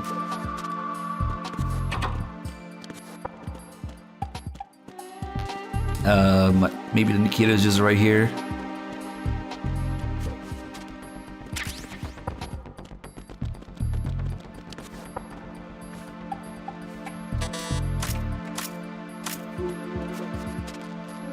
It's just right here. Easy peasy.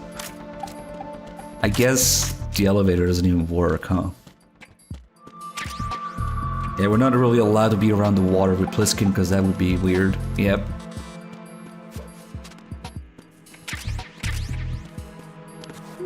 And we can't see inside the room. It's that guy with the half handcuff who's dead. You can't see inside. Nice.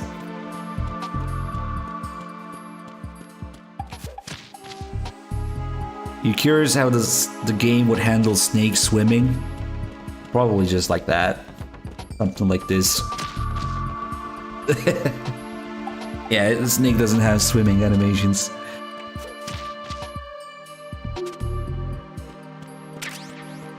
Let's see if these ducks are any different. Yep, yeah they are. Everything's closed off, what the fuck? Go the other way. Even a little room to the east is closed off, so... Ooh. Oh, there's a Moai head. Nice. And we are in the little room to the east now. We have to... Damn, that's actually pretty involved. He can barely make it. You can see the guy's dead there. A vamp got to him, of course. Same cutscene here. Nice. What is that? Stop it! Doesn't feel right without the president mumbling.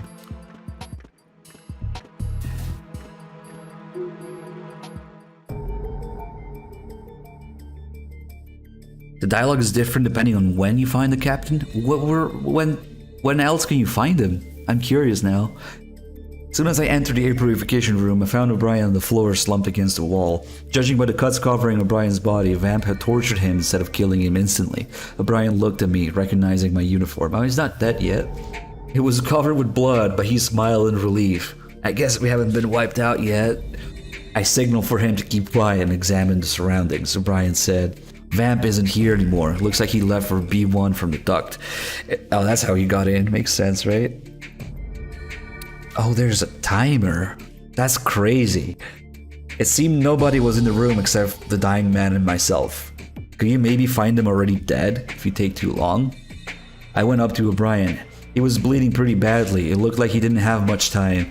I tried to treat him, but O'Brien refused. Stop it. I'm not gonna make it anyway. I know that. Get out of here now. Call for backup. No, I can't do that. You said he went up to B1, right? I said. Dolph wasn't B1. As O'Brien told Dolph, he might be the next target, but Dolph was Jackson's father-in-law. And besides, he wasn't the kind of person to backstab someone. Something was wrong. While I was turning this over in my head, O'Brien said, don't do it, Lieutenant. You better leave. Don't get involved with Vamp. But we can't let him continue his little lynching game, right? Lynching? O'Brien tried to laugh, but he coughed up blood instead. Vamp said you falsely charged Jackson. That's crazy. I didn't do that. Nobody could. What do you mean? The corruption case is airtight. There's plenty of proof. What? O'Brien tried to say something, but only coughed. He coughed up more blood. Then he went quiet for good. I tried to contact Dolph numerous times at Kodak without any response. I knew Vamp had already left for B1. I had to get a B1 right away. I guess it depends. Like, maybe the guy might be dead if you take too long. But here he has something to say before he dies, at least. And he doesn't have his half handcuff. Nice. I wonder if I got the slow or the fast version of it. That'd be interesting. Damn, they even have a timer. Interesting. Kind of like the bomb defusal timer with Stillman's comments if you take too long.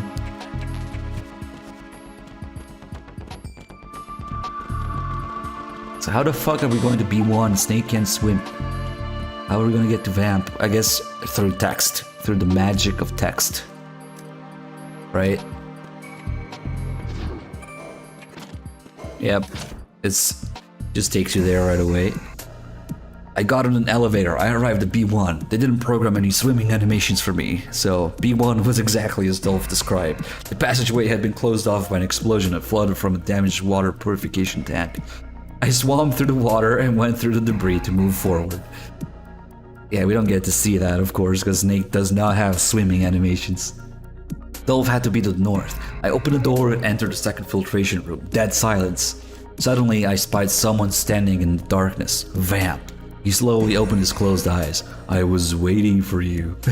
Waiting for me? That's right. I was waiting for the perfect opponent to commemorate the end of Dead Cell, and you're it, Solid Snake. What are you saying? Vamp, knock it off. No one backstabbed Jackson. His corruption... Vamp spoke calm. I know. What? Vamp stared at me with sad eyes. Snake, you don't understand anything, and you don't have to. All you need to know is that you'll be grazing Dead Cell's legacy as the final victim. Come on, show me what you got. I don't suppose that... Does it change if you leave him alive? I mean, he doesn't die here. Fuck it, let's see. Ooh, that damage. Thanks, difficulty level.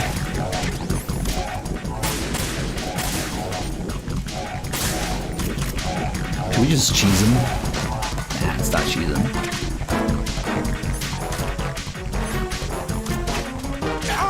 Oh fuck, you hit me. It seems like Snake's hitbox is a little taller. Oh, what the fuck? He can hit me even when I crouch. Yeah, Snake's hitbox, or at least Bliskin's hitbox. And I take Bliskin because it might change depending on the costume. It's taller. So, you can totally dodge Vamp's throwing knives by crouching as riding. And it doesn't seem to work here. Interesting.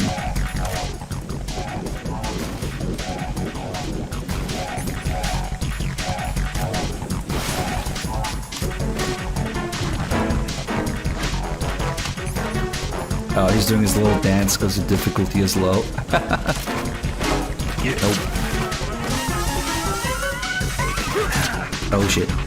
That would kill me. Ah, we have to kick him to get sent away. Man, that was messed up.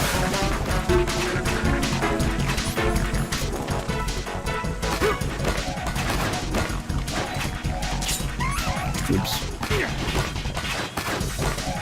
Oh, he only throws one in the first phase instead of two, and then another one. Interesting. Yeah, this is like adjust for like normal or hard, maybe.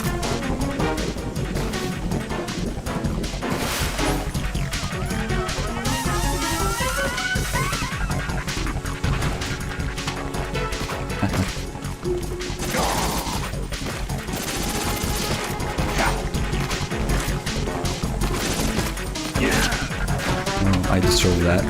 So you can see his little animation when you do that. I don't really see that often.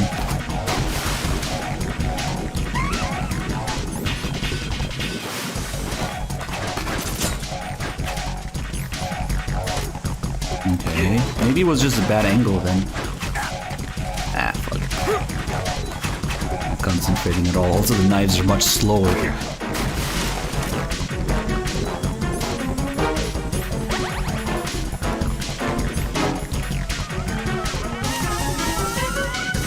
Oh wait, he's gonna go up now.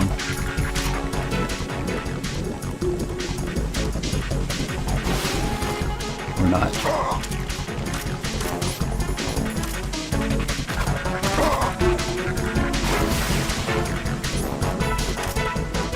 That's a lot of ammo.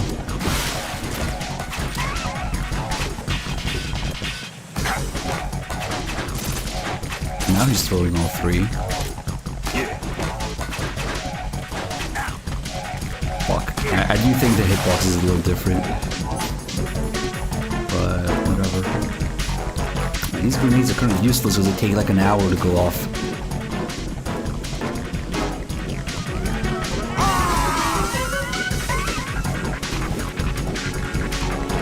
Maybe? Nope. I should have thrown it right away.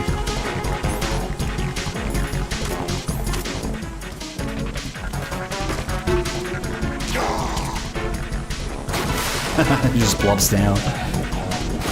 Cool AF, man. Hey, go to 43 months. Good to see you. Thank you.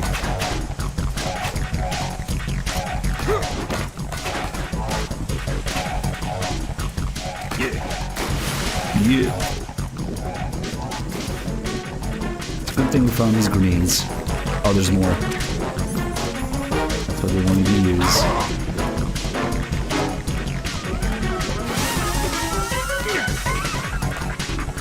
Last phase, okay. This might be dangerous with Bliskin because the hitbox. Okay, got it. Nice. Immediately text. I approached Vamp. He was still breathing, just unconscious. Soon he opened his eyes. Kill me. We can totally imagine Vamp saying kill me. They only asked me to stop you, I said. Vamp, tell me why you went on with your lynching when you knew it was meaningless. Vamp's mouth twitched. Because it wasn't meaningless. Jackson's arrest had been the final blow to Dead Cell's reputation. They called it a stain on the entire US military, called them a group of disgraced losers. The military had cut Jackson off as a liability, but that wasn't all. The brass tried to bury Dead Cell's previous record of success as well. It was a fate worse than death. We killed more than a few people. We killed civilians, women, children, and the elderly. Some were unarmed, some didn't resist. Some even begged for their lives, but we killed them all. Of course, we didn't kill them for pleasure. It was our mission. The dirty work, those types of missions. Everyone hated them, but they had to be done. So we took them all. A man like O'Brien owes his spotless reputation to the fact that we got our hands dirty, crawled through mud, and woke up screaming for nightmares. Vamp clenched his fist. Are we the lowest of men? Perhaps. But the lowest of soldiers? Definitely not. I won't allow our honor and purity to be stained. That was all we had, but now this last bit of pride has been denied to us as well. That's why I went on this mission. You mean you're lynching? That's right. If I kill people out of revenge, people may start wondering.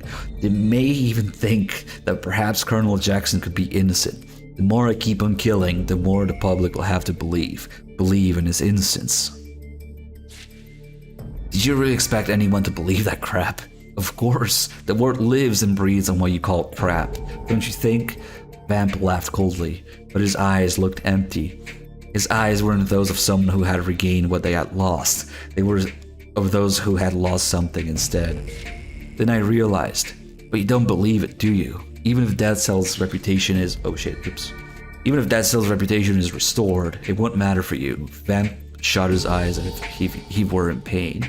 Maybe you're right. Any purity Dead Cell had possessed in its missions had been lost at Vamp's hand. The person in front of me wasn't a proud soldier. He was nothing more than a pathetic terrorist, and he knew it. Perhaps that was a punishment for his lynching. Vamp said, I don't care. At least I can protect someone. Protect? I'd do anything for Colonel Jackson, Helena, their unborn baby, and Scott.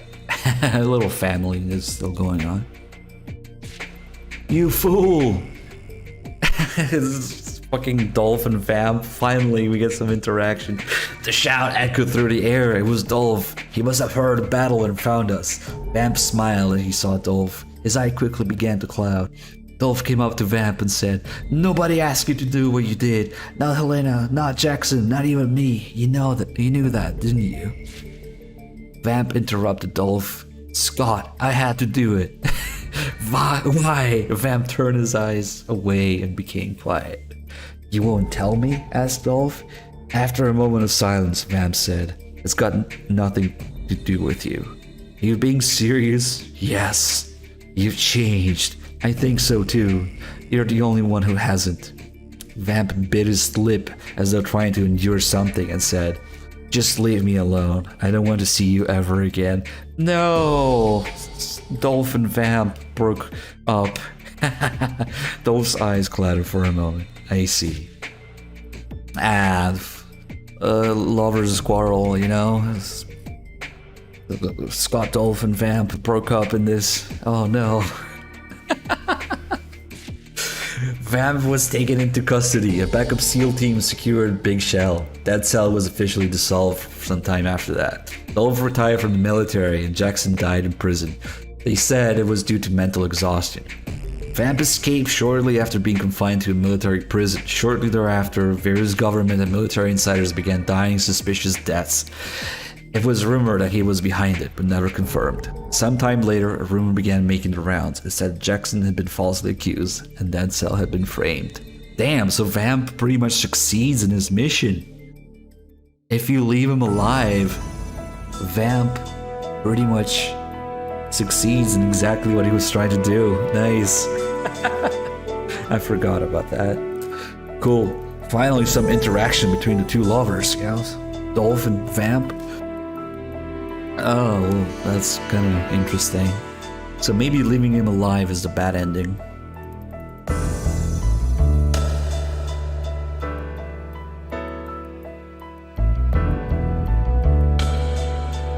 Alright, next up is the absolute craziest of all the Snake Tales.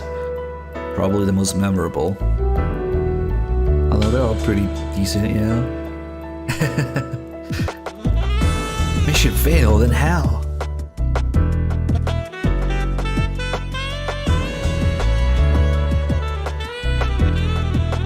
Fuck. What should we play next? A little bit of music for a few minutes.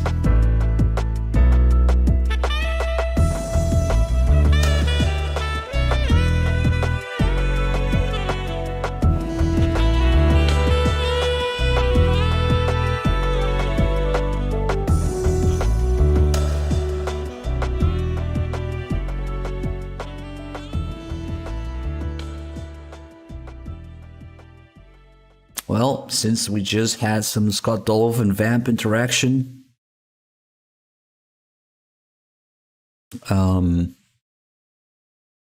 yeah, we should play that.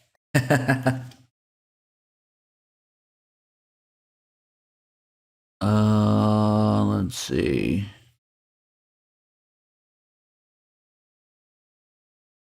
Oh man, it's only a minute and a half. Is there like an extended version of it, maybe? E doesn't have a different ending, but it will have a minute depending if you fail or retry any VR missions. Okay. I was definitely gonna keep doing VR missions till we get all the lines about it. Until it's painfully obvious that you're supposed to quit. That's pretty smart. Alright. Let's see. Is this the thing I have in mind? No.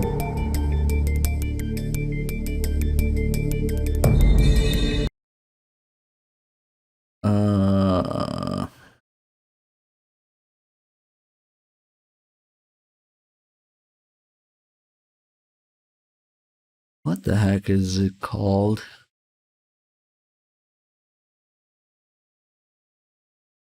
No. These are regular credits. Roulette again. Oh, It's there it yours to- is. Oh, this has like the whole thing. Oh, so it picks up after this. Yep. It seems, at least in this game rip thing that I found, it seems to be spliced in together. Alright, back in a bit.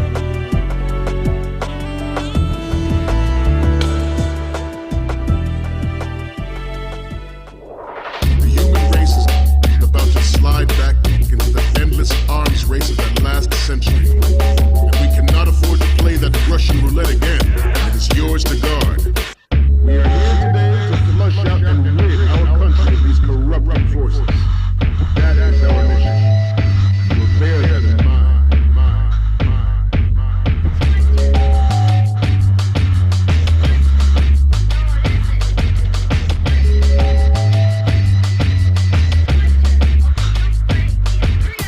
It is an undeniable fact that there is a force at work in our government and within the military, seeking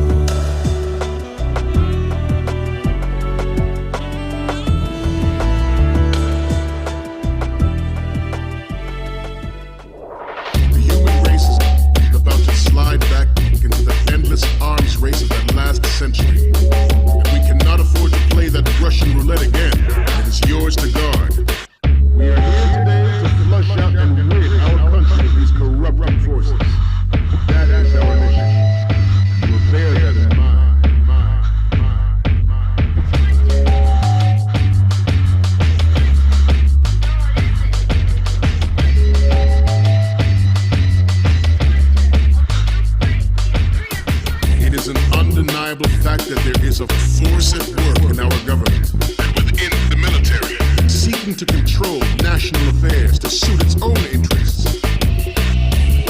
Metal Gear Ray bears the burden of confronting this party, thwarting their plans and guiding this nation back to its original path. The future of the country rests with you tonight. I have a daughter, and it is my greatest wish never to have her or her children experience the horror of nuclear war. As a father, I want to leave a better world for the future generation. As a soldier, I know that is my duty. Trust us. Trust us.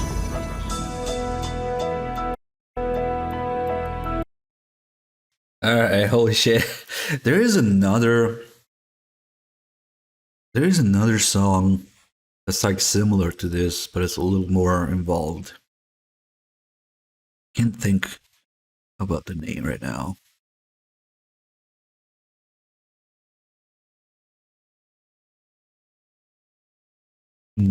I wonder where it's from. Because it's not really, I think it's associated with Snake Tales, like in the OST or something, or maybe the Game Rip files, but it's not actually in the credits. Anyway, just give me a second.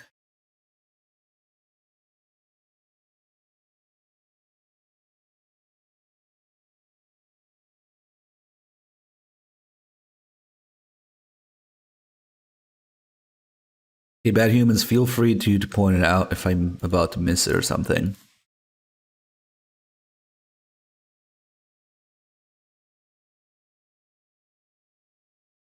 There, Nacky Knack. Welcome aboard. You're just in time for the best Snake Tale of them all. External Gazer. These ones are very crazy and very meta. They'll make you think.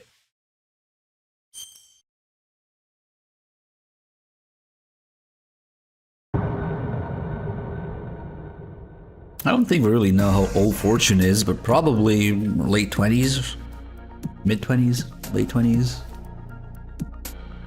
I opened the door to Strut B. I went out on the AB connecting bridge. No enemies sighted. Otacon gave me instructions via codec. Listen carefully, Snake. I'll explain again. Our target this time is that mysterious unidentified monster that's got the whole world in an uproar. They call it the Gurlugon. What is he talking about?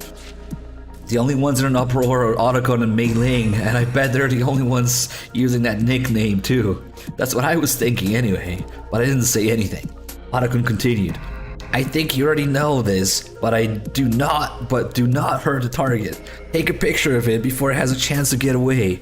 You've made it this far, so don't do anything stupid. My hands were tied. Ridiculous or not, a mission's a mission. I made up my mind and began walking across the AB connecting bridge. The Gurlugon. That's how it all starts. There is a perfectly rational explanation for this. We have the M9 for some reason, but oh, nice. It's still the camera with the 5 slots at the bottom. All right.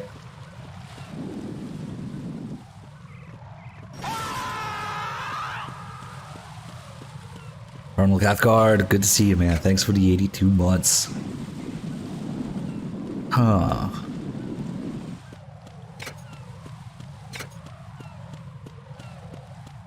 What could possibly be going on here? Huh. I stared in stunned silence at the churning whirlpool of the sea had become. The surface of the sea was beginning to rise. No question about it. Something huge was getting ready to make an appearance. My mysterious, ludicrous quest, my so-called monster search mission, looked to be coming to an unexpected conclusion. How did I get involved in this ridiculous mission? It all began 3 days ago. I was testing Otacon's latest invention, the VR system, at Philanthropy's hideout in New York.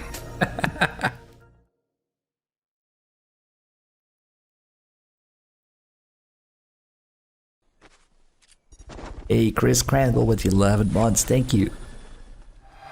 Oh, Here we are in VR. Defuse all bombs.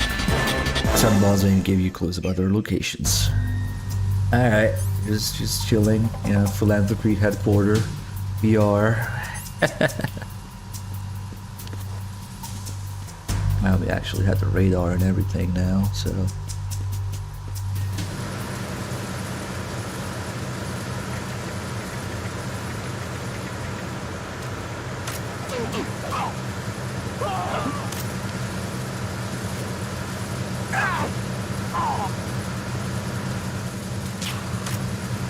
Let's see where this thing is.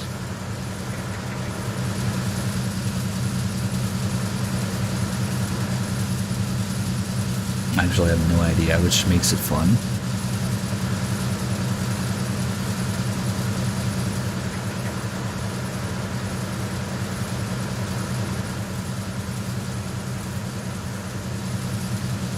Man, this is like on easy or something. 106 rounds.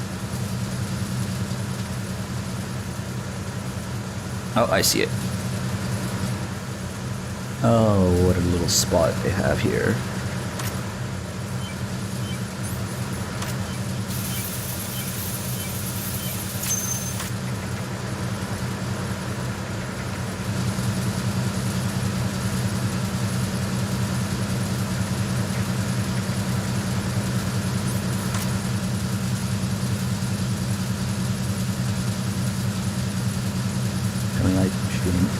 Maybe.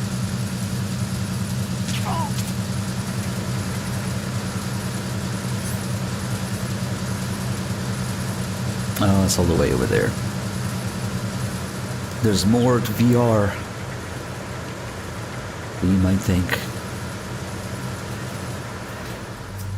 This is probably one of the most relevant to the main story, you know, the whole theme of VR. People think Game Just 2 might be VR. One of the most relevant Snake Tales. Here? Yep. Pretty easy mission.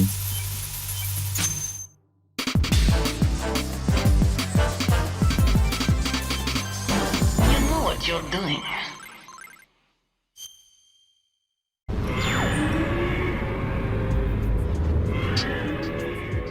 The world disappeared before my eyes. As my senses returned to my body, I realized that I wasn't actually on a bomb disposal mission on a tanker. I was sitting in a VR training seat. I pulled off the headset and Otacon turned to speak. "You were doing just fine," I nodded reluctantly. Otacon asked me with pride. "What did you think about a new VR system, eh, Melodath?" "Good to see you, man. Thanks for the 94 mods." "What do you think of the new VR system?" "Not bad." "That's all?" Unsatisfied, he caught his head. "I can't believe it, to tell you the truth. I didn't expect it to work so well." "I know, the VR system incorporates something called the Copplethorne engine. I just got it the other day." "The Copplethorne engine?" Hearing the question, Otacon removed his glasses, a smile on his face. The Copplethorne engine is a quantum calculation system that's been getting a lot of attention in certain quarters recently. "You know about quantum computing, right?" began Otacon. He went on and on, qubits this and tensor products that. For the next 2 hours and 37 minutes, I regretted my stupidity in having asked. In short, it allows the construction of virtual reality environments containing etherto. What the fuck is that word, man? Is that a real word? I mean, obviously I have encountered it before, because I've done this, but I don't really recall. What? I'm gonna Google this. Apparently that is a word. Hitherto. Until now, or until the point in time under discussion. You could just say until now, Otacon. You're just trying to fucking sound smart. Yeah. In short, it allows the construction of virtual reality environments containing an until now unprecedented amount of information. That information is converted into a signal and conveyed into your brain via the headset, directly synthesizing information for each of your senses while simultaneously cutting off feedback from your actual body. That way, it's possible to realize a virtual reality environment that's completely indistinguishable from the real world, down to lights, sound, even your senses, smell, and touch. He took a breather. I couldn't miss my opportunity. I see, I understand now, I said, trying to get up out of the seat. But Otacon stopped me. Wait a second, let's try it again. The goal of this next scenario will be to eliminate the enemies and secure an escape path for the hostages in Big Shell. I guess Otacon just couldn't wait to try this out his new toy. Reluctantly, I took the seat again. Otacon continued his briefing. Sun after clouds, it's 7 months. Thank you. So, I was only wondering if it's a real word because there have been a few typos and oversights in this text before in the other missions, so I wasn't sure. Your mission is to eliminate all enemies within a certain period of time. Ready? Here we go. I put the headset back on and closed my eyes. A burst of light flashed through my eyelids. The next moment, I found myself surrounded by a world I could hardly believe was a mere construct.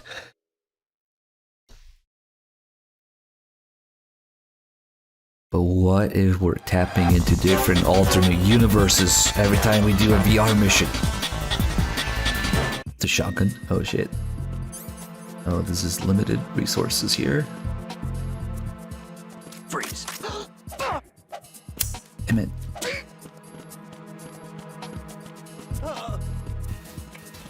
Freeze. Looking for dicks. There you go. Found one.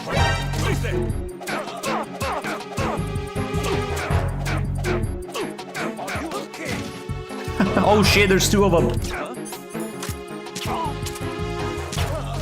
Oh shit. Fat man's prostate. I know, right? That's the thing. I never noticed before. Maybe because I did the other ending last time I did this. It's been a while. Freeze. Oh shit.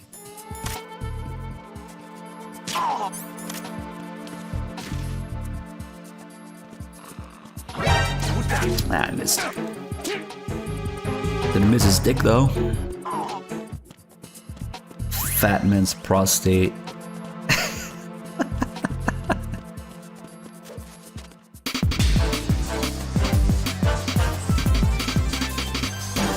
Congrats, Snake.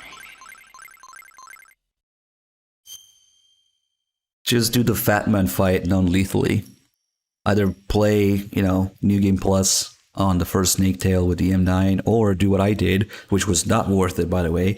Do the entire fight by punching and kicking him to get a stamina kill.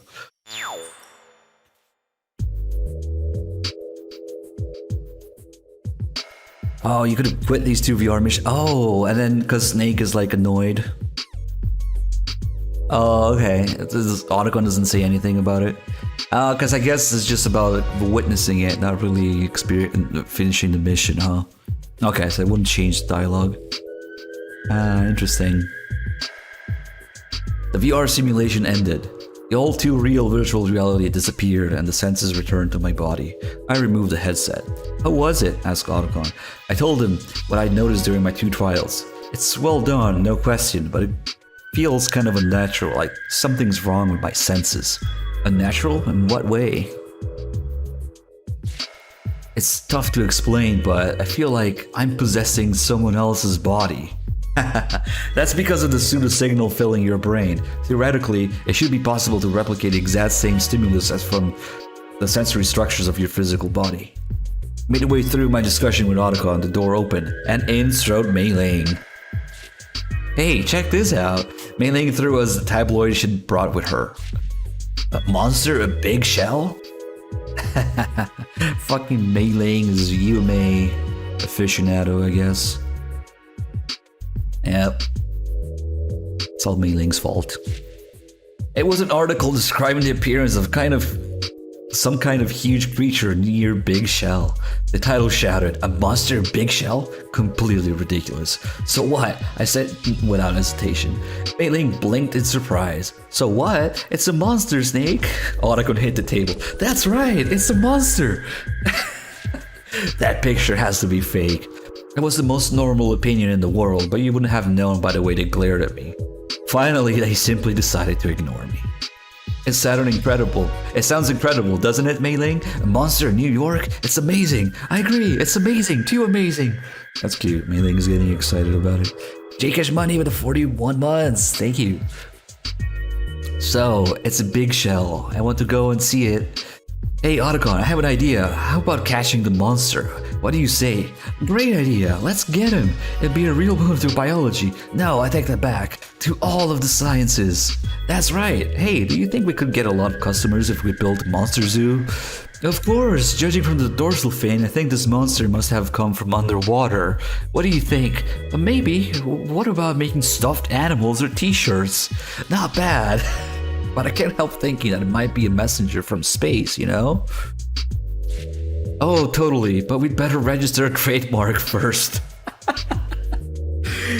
They excitedly kept on with what seemed to be a totally disjointed conversation. I couldn't believe they were actually considering it, but I had to ask. Hey, I hope you're not serious about catching this thing. Otacon regarded me with utter shock. Wake up, Snake! Wake up, Snake! We're talking about a monster here. Mei Ling kicked the chair. Mei Ling kicked the chair. He's right. This is about a monster. But Otacon leaned toward me. A monster of unknown origin has appeared. As a scientist, I can't simply ignore it. Do I have to remind you about philanthropy's financial situation? We don't even know if you have enough to cover rent this month. Snapped Mei Ling, fire in her eyes. Damn, they're doing badly, huh? But what do you propose instead of catching it? Are you just going to quietly let this opportunity slip by? You coward! But... Otacon and Mei Ling kept up their simultaneous tirade as I hesitated. We gotta do it! We gotta do it! At this point, there was nothing... Oh, sorry. Oh, shit. At this point, there was nothing to say except, okay. Excuse me, I seem to have gotten a little bit too excited as well. Oh. That's the story. So I came to Big Shell. That was 3 hours ago. That's cute. Otacon and Mei Ling getting excited. So, okay, here we are again. And wait, oh, this is still before we got there, I guess. Ah, fuck it. Just let this go. He's looking for Gurlugon too, I guess. That's actually very appropriate to put that animation there. I contacted Otacon via codec as I enter Strut C. What's up, Snake? Found any clues? Asked Otacon. Negative, but I've seen some strange people wandering around. I told Otacon about the soldiers I'd seen on CD connecting bridge. Otacon replied, I bet they're trying to get Gurlugon, just like we are. I don't think... It has to be, he swore with confidence. Anyway, just move ahead without getting caught. Most of the sightings of Gurlugon have been southwest of the Big Shell. Head for the AB connecting bridge. I had come this far, so there was nothing to do but follow Otacon. I started moving towards the AB connecting bridge.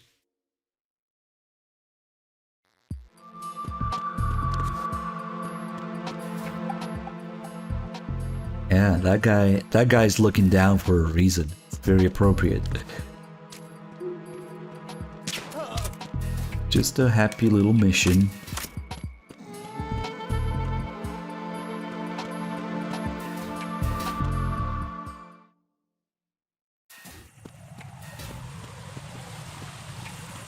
Oh shit, we don't have a gun for this.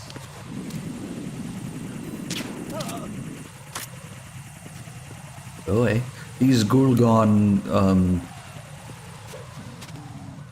enthusiasts have brought the ciphers too.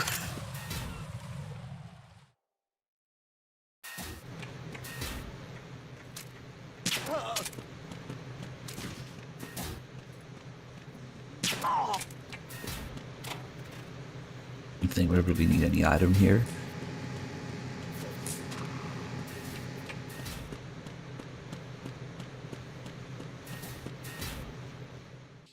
Alright, here we are again. Anyway, that's the story. Here I am, forced to hunt down a monster, and it looks as though something's about to appear before my very eyes. At this point, there's nothing to do but get ready. I check over the camera. I have no idea what I'm about to see, but I'm going to shoot first and ask questions later. I shoot the camera, I guess. There it is. And of course... that guy was taking a piss. Nice. I forgot about that. Holy shit. Why is there a ration here? Oh shit, oh.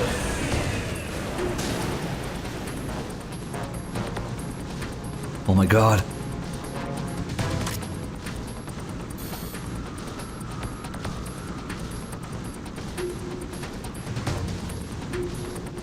Come on, don't be shy.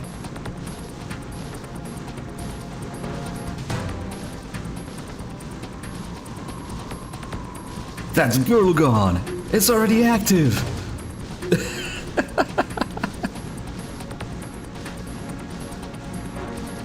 This is Snake's swimming animation, if he had one. Is he gonna come out or not? Do I have to move maybe? Maybe look away?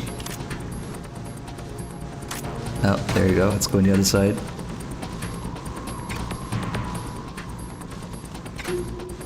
Oh, what the fuck? The music too. Ah, fuck, it came out here. Missed it.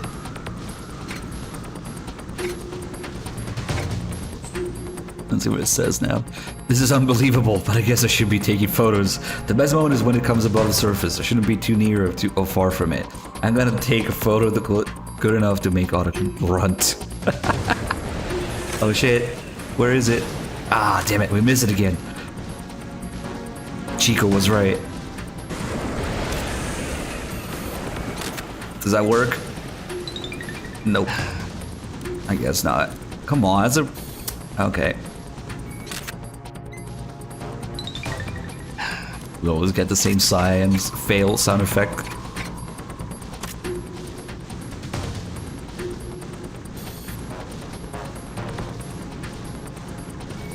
Yeah, right.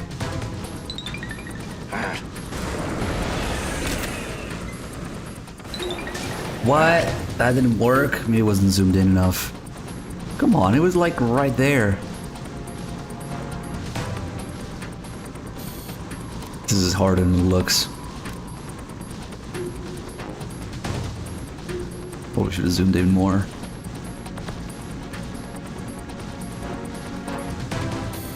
I have a feeling it won't do it as long as I keep looking at it. Oh, never mind. That just looks like a regular soldier drowning. Oh shit. Oh, what the fuck?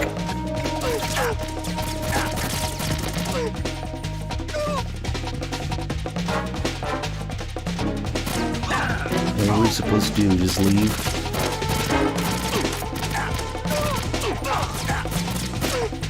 What the fuck do I do now? After I took the photo, was attacked by an armed group. Who the hell are they?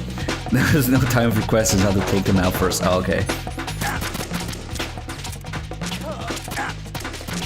If only I could aim. That's why there was a ration.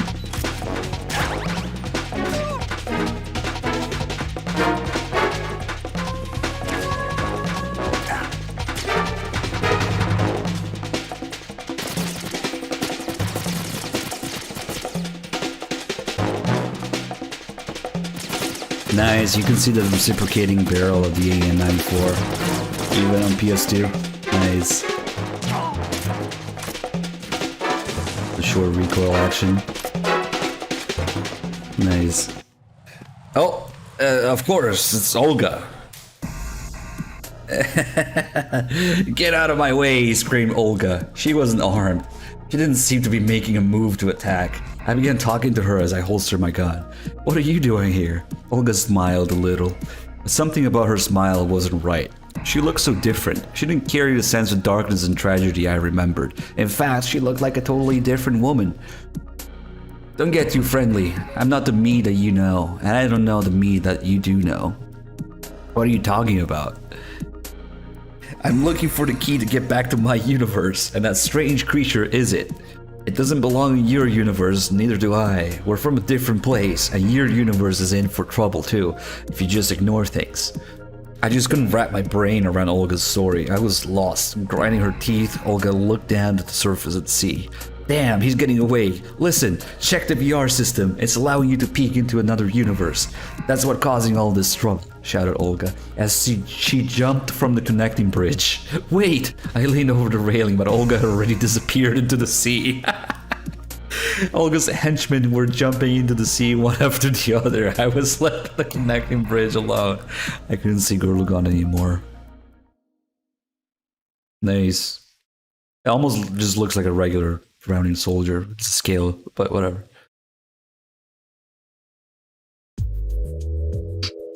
My photo of Gurlugon sat on the table at the hideout. No sign today? I asked Mei Ling. No, looks like it hasn't shown up today either. It had been a week. No new sightings of Gurlugon. No one knew where he'd show up next. Maybe he'd never show up ever again. I believed Olga. It didn't seem like she was lying, and what's more, the existence of that ridiculous monster would prove in and of itself. There was no way something like that could live in our world, but it might be possible in another.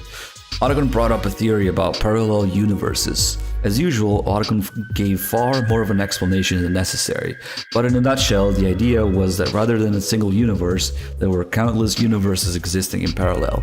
That meant that one universe might be exactly the same as mine, except the number of hairs on my head was off by one. In another universe, civilization might have sprung from Paramecia. What the fuck is Paramecia? And to Google. It's one of the three devil fruit types. What? Wait, that's fucking One Piece wiki. It's an algae. Okay. It's algae. Okay. I googled it. The first thing I fucking found was One Piece. I'm like, wait. They're literally just seaweed. Wait, no. They're unicellular little organism. Oh, okay.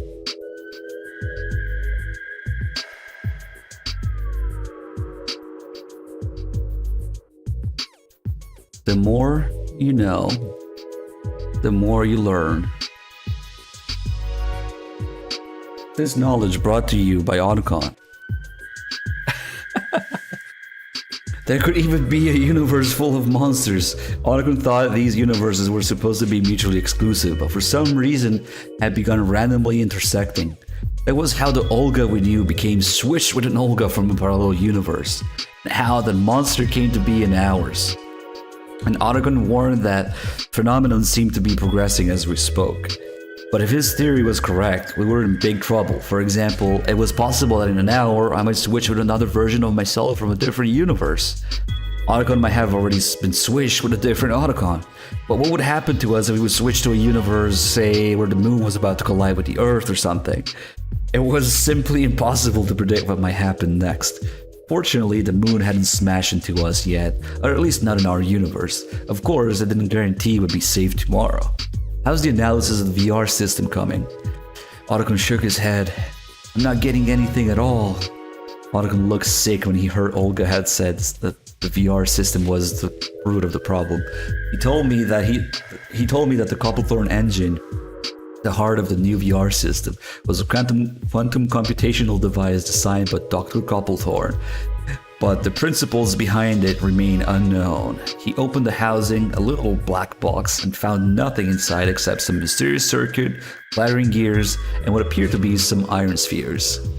But somehow, it worked. That's probably why it was such a source of excitement for some people. Pseudoscience aficionados had examined the thing, but the only conclusion thus far had centered around the possibility that it may use the components from UFOs or artifacts from a lost civilization.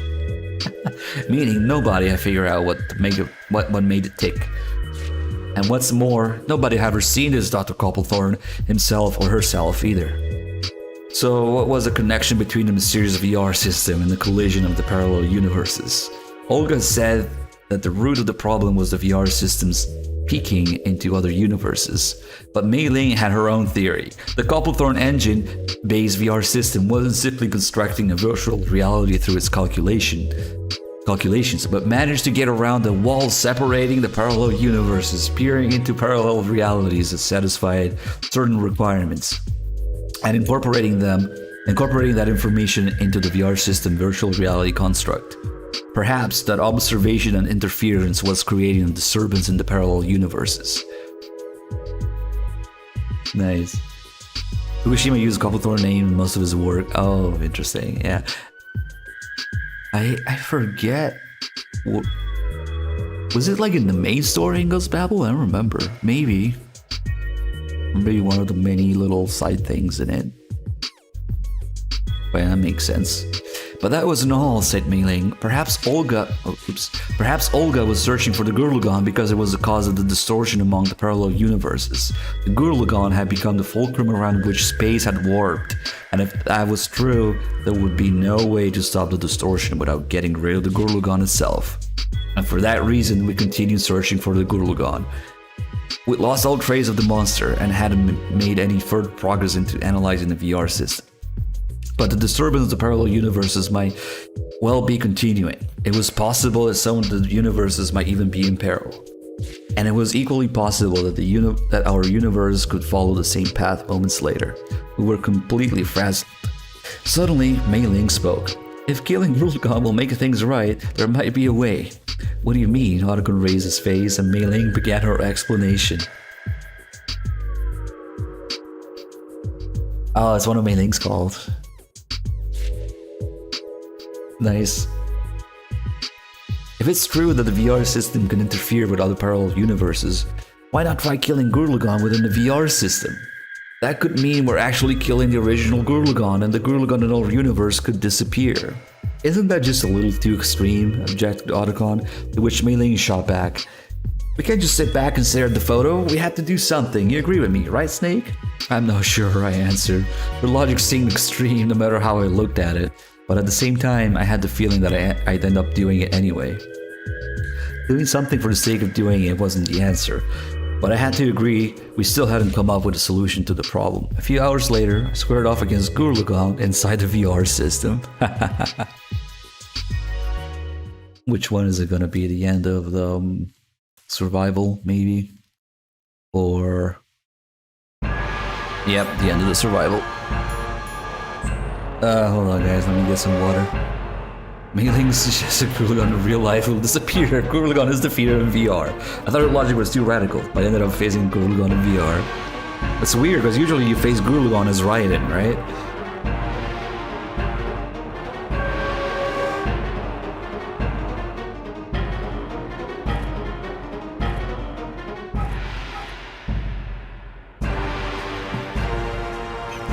That means no disguise. Maybe we'll get the porn. Oh well.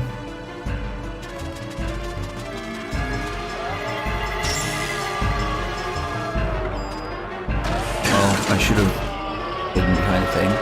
Alright, let's defeat Gurlagon with porn. That still works, right?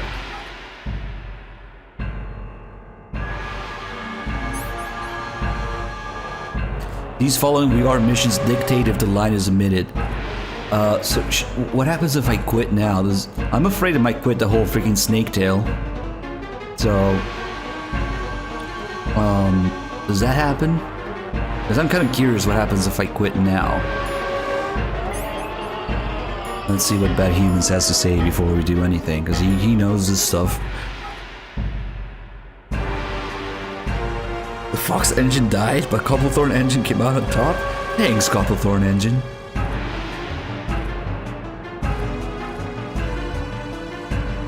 The basis for the idea of Death Stranding. Boy, what? Should I... What happens? I kind of want to see. I should have saved during a text part. I think this is actually exiting the snake tail, though. Maybe. Fuck it.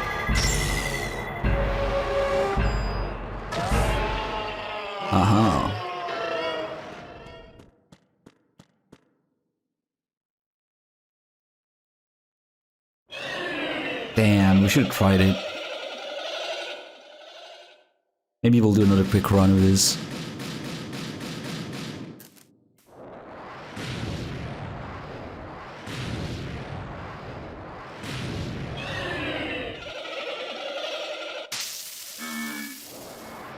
That from Nosebleed.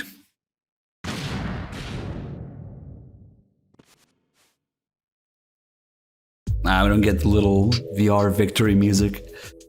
Gurlagon defeated, we turned the VR system off, but somehow I still wasn't convinced. I removed the headset and spoke to Otacon. So, do you think we really did it? Otacon shrugged. Looked like he felt the same way I did. Just then, Mei Ling said, "Of course the mission has succeeded." I saw a wicked smile on her face.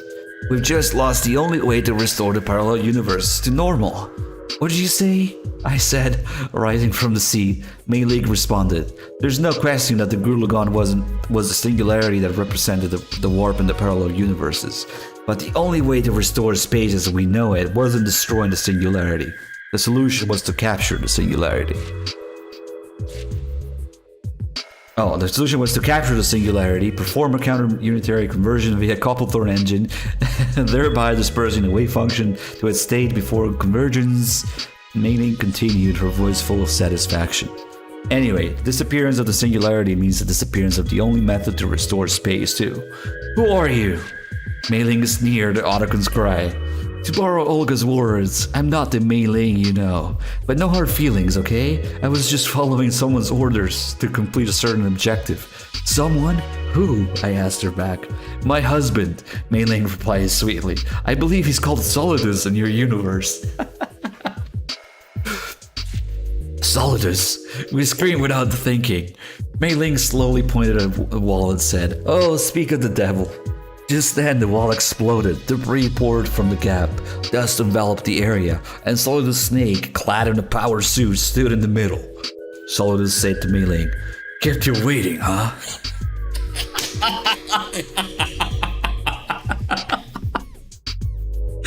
Fuck. No. Fucking Solid. It's an alternate universe, Solidus. It's Solidus who says, "Kept you waiting, huh?"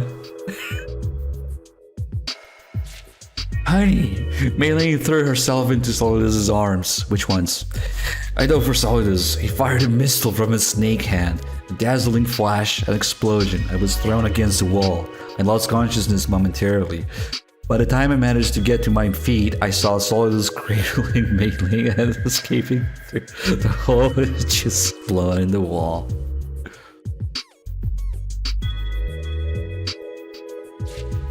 I kind of wanted to see Otacon's wall of text, but whatever. Wait.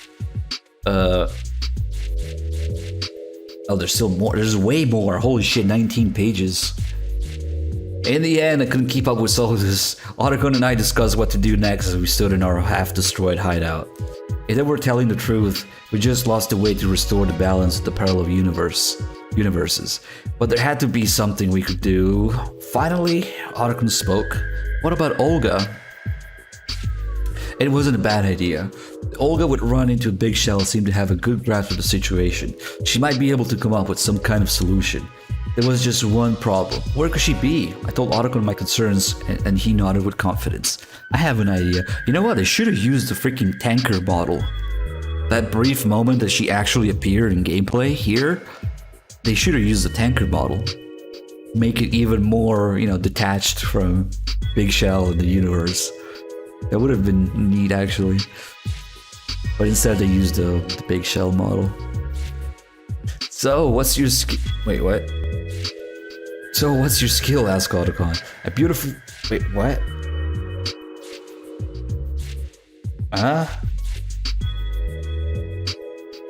How did they go from this to fortune? Am I missing something? I told Otacon my concern and he nodded with confidence. "I have an idea. They're trying to look for Olga, right?" "Oh, okay. It's like scene change. They're like hiring people." "So what's your skill?" asked Otacon. A beautiful black woman with a slender build was sitting in front of us. She was too cheerful. She laughed far too often. "I've got really good luck." "Good luck? Is that a skill?" "You betcha." Somewhat dismissively, I watched Otacon continue questioning the applicant. Otacon had placed an ad entitled, "Wanted, Gurlagon search team members," in the city's main newspaper the other day. Let's catch the mysterious monster with our own hands. We have credible information about where the creature will appear. Experience a plus. Details to be discussed during an interview. It's Happy Fortune from a different universe. Unbelievably, but a few people have shown up. We already met with more than 10 people. There was still no sign of Olga. We'll contact you later. I really look forward to hearing from you. The woman stood up, gave him a big smile, and left. It's Fortune, but she's happy. I said to Otacon, "Do you really think this is going to work? She has to be on the lookout for information about Gurlagon. She'll show up." But all we've gotten so far are weirdos, like that old man whose skill was backflips and sliding, and this was the president, reference to the president. Yeah, he was funny. Hey, obviously Otacon was getting a kick out of the whole scene. Relax, let's wait a little bit longer. Next, yelled Otacon. The door opened. Lo and behold, in walked Olga. Back in the remains of our hideout, we explained the situation to Olga. After hearing... Oh yeah, he's not the president, it's just... But, I mean, it's a reference to the president backflipping in the game. After hearing our full account, Olga told us that there was still a way out. It's true that the Gurlagon singularity might have been erased, but that doesn't necessarily mean that all of the singularities in all the parallel universes have been. A glimmer of hope flashed through Otacon's eyes. You mean there are other singularities? Most likely, but their forms and locations in the parallel universes are unknown. They won't be easy to find. We have some data about Gurlagon. If we analyze its patterns, scan the vicinity of the strange attractor with VR, maybe we can... Otacon and Olga continued their technical discussion. The end result, said Otacon, was settling on a method to find singularities of other parallel universes by continuously and finally adjusting the wave function parameters of the VR system to mimic the unique pattern generated by a singularity. In other words, it looked like I'd have to make it through a series of VR constructs. Preparations were made faster than I expected. I returned to the seat of the VR system. Otacon said, "I'll tell you as soon as I locate a singularity. Until then, I want you to continue clearing VR stages. But be careful, I don't think Solidus will take this sitting down. You might run into traps, stay alert." Otacon initialized the VR system. Virtual reality spread before my eyes.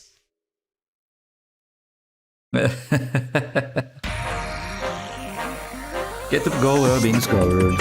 Okay, sneaking.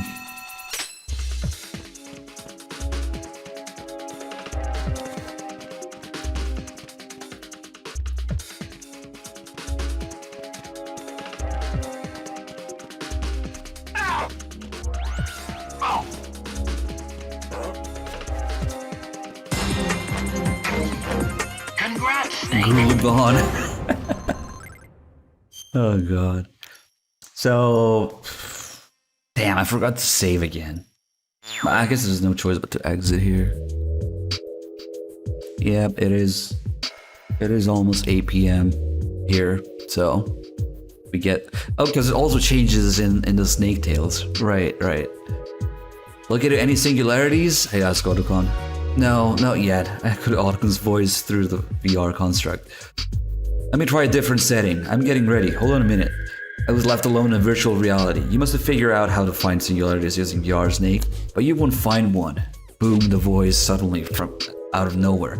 It was Solidus. I called Otacon. Otacon, it's Solidus. I know, I detected him from my end too. He's hacking into the VR system, but he hasn't gotten full control yet. Let's hurry into the next VR construct. Are you ready? A new VR space spread in front of my eyes.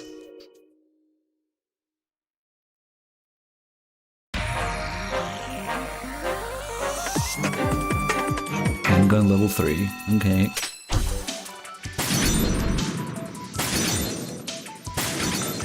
Luckily we don't have to worry about combos too much.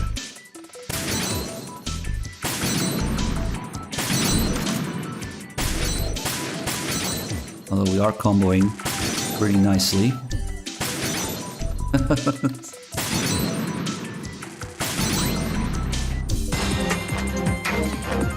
Congrats, Snake. Fuck, let's just do it normally until it is actually time to really quit.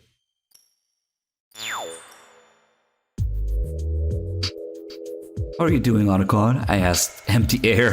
Otacon's voice answered. We're getting a lot closer. I'll get ready for the next setting. As soon as I nodded, I heard Mei Ling's voice. They're doing a lot better than we expected, aren't they? Indeed, we better change our strategy. We're gonna have to somehow block the singularity so they can't get any closer. Answer Solidus' disembodied voice.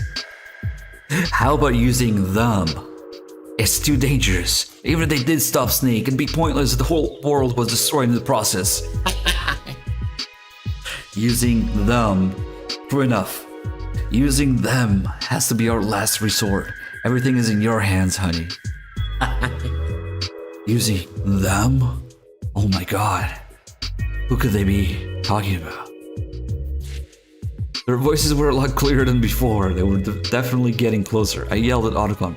Otacon, it's Solidus. I know, their intrusion is progress and we have to find the singularity before they get full control. Let's go. How about using them? This probably, the first, even before Engis 3, the first, response to Raiden Backlash, Raiden Rose.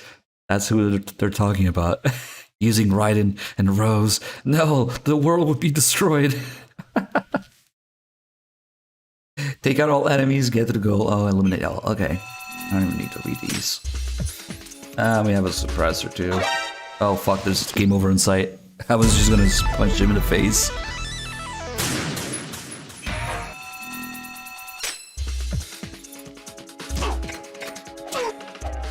Oh, come on, I missed a dick.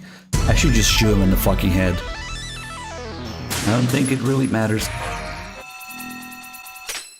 If I... Oh, fuck hell, dude. I'm not being very patient at all. Now we don't have enough ammo for this.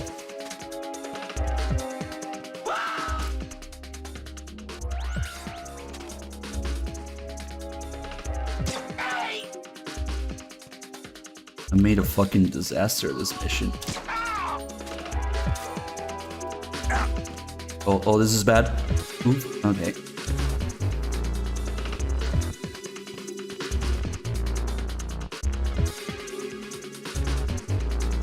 Freeze.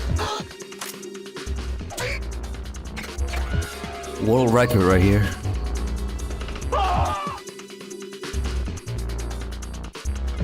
Oh wait, there's another guy? Oh, never mind. This takes a while. You know what you're doing.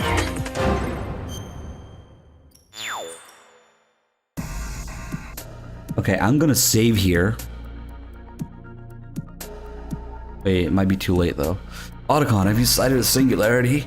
I asked from inside the VR. I'm picking up a reaction. Hurry to the next goal. Honey, Snake is... I heard Mei Ling click her tongue. I heard it as if she was whispering to me. Solidus answered. I know. It may be time to use them.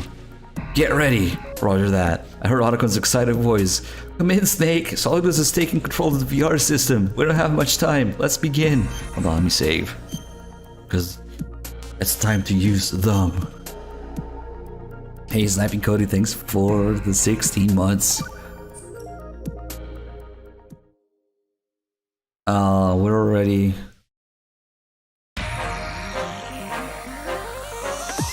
Who is it? Who is it? Oh, it's still Snake. Okay. What if I leave now? I stopped the VR system. As I removed the headset, Otacon yelled at me. Snake, what are you doing? I just didn't feel like it. What are you talking about? Do you realize the trouble we're in? We're doing it again. I replaced the headset on my head. Otacon took control of the system. The VR simulation began again. Okay, so that's what happens if you quit before that. Okay, it doesn't actually quit the Snake tail. Nice. What even is this mission? Oh, just sneaking, okay. Please, let me out.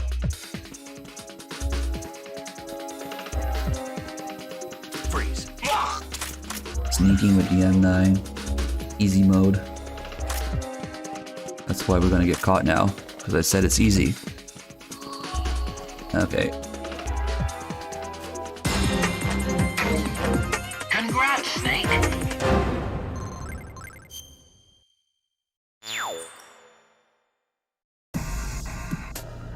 The There was nothing there.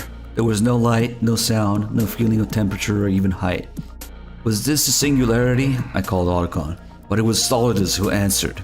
You're in what's called, how can I put this so you can understand it, a gap between parallel universes. Solidus, what are you trying to do? Why are you trying to destroy the universe? I screamed. Destroy? Don't be stupid. This is a correction. Back to how things should be. What do you mean? I don't know who created the Copplethorne engine, or where or when, or even why. But my guess is that it was designed as a part of a grid computing system spread between the parallel universes. Grid computing. I heard the term from Otacon. It was a technique for creating a network supercomputer with massive computational abilities by connecting numerous servers. If one could be built spanning across countless parallel universes, it would be possible to obtain near limitless computing power. But when the universe-spanning Copplethorne engine was applied to the VR system, it became a device for controlling possibility itself, Solidus continued. Controlling? That's correct. When a VR system using the Copplethorne engine is instructed to build a virtual reality having given a set of conditions, it selects a group of universes having the potential to satisfy those conditions from among a still indefinite amount of parallel universes that still have wave functions that have not converged. It then presents these as the VR construct you see before you. What you call VR training is nothing less than external observation of and interference with that group of parallel universes. I recall the bizarre sensation of possessing another person's body when I was engaged in VR training. I suppose that was a sensation of interfering with another universe. Solidus' voice echoed. When you go through VR training, your actions within virtual reality are reflected in a set of corresponding universes. The resulting interference simultaneously acts as observation with regards to a group of still indefinite parallel universes besides the one that is receiving the interference. That means that the possibilities of the universe converge onto the conditions corresponding to the actions that you took. For example, let's say that you just killed an enemy soldier within the VR simulation. That means that the universe containing the killed soldier was observed and made definite. In other words, universes where that soldier had not been killed lose their indefinite potential and are erased from existence. Solidus continued. The only universe permitted to exist in the end is the one that doesn't contradict the actions you took in the VR simulation. Do you realize what this means? When your game is over in the VR system and you try again, the potential for existence for that very universe is denied and eliminated as never having existed. That means that every single time you replay the game, an uncounted number of universes are destroyed. I was in total shock. The disturbance of the parallel universes you've seen is a distortion generated by external interference. I suppose you could see it as the death cries of the universes have been killed off. Every time you quit the game, every time you continue, every time you exit, you're just destroying that universe. You're denying its existence. Yeah. I know that Mei Ling has destroyed many universes thus far. 500 or so. The singularities are a condensed form of that distortion. I had a flashback of Olga, the Gurlagon, and Mei Ling. If this disturbance had really been caused by external interference, that means my own universe is receiving interference from VR systems in other universes? Of course. Have you ever felt like your body wasn't your own? Like you took an unexpected action after the fact? Or you were able to do something you didn't think was possible? That's because of interference from other universes. See, this is where it gets super meta, because our universe is included in these, right? What if there was a device? Perhaps you were the reason you were able to topple Shadow Moses is because of a helping hand for someone in another universe. Solidus' laugh echoed through space. Through my research into parallel universes, I learned that I was killed many times in different worlds. I decided to protect myself. I refuse to recognize any universe where I am killed, and that's why I decided to make things right with the VR system. I interfere with other parallel universes using the VR system and control them such that I won't die there. I don't care how much of a disturbance I create or how many contradictory universes are eliminated. The only thing that's important is my survival, period. That's crazy. Do you really have the right to criticize me? Haven't you refused to recognize your own failures within a VR simulation but retrying a level again?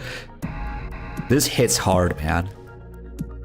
This is the reason that sometimes, we do no save or, like Iron Man permadeath runs of games.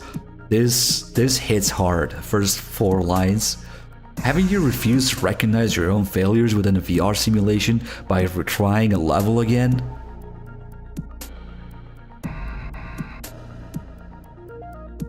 So the line, do you have the right to criticize, would not be there if you didn't fail or retry one of those last 4 VR missions. Did I really fail?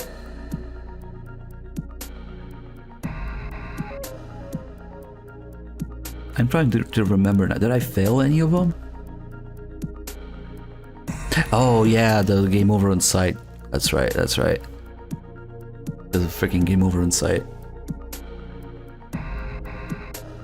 Oh. But I really like this line though, because this actually makes me want to do it in real life too, Sometimes I will fire up a game and play, and if I die, I just quit. And I quit, and then maybe I come back after a few days to it. There's something to doing everything in one go without failing it. That's extremely satisfactory when you're not trying over and over and over, I do that with games that I know well. Like I do that with Deus Ex, I do it with Gothic, I do it with Metal Gear games, of course. And if I die, I just take it and I quit, and I go do something else. It's really really satisfactory, actually. So he's right. I'm glad we got this line. Do you really have the right to criticize me? Haven't you refused to recognize your own failures within a VR simulation by trying a level again? So I just laughed at my lack of comeback.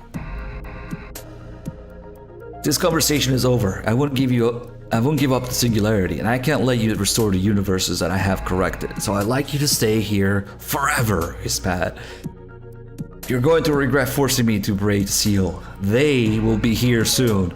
A loathsome unit, and famous in uncountable universes, hated and feared by all.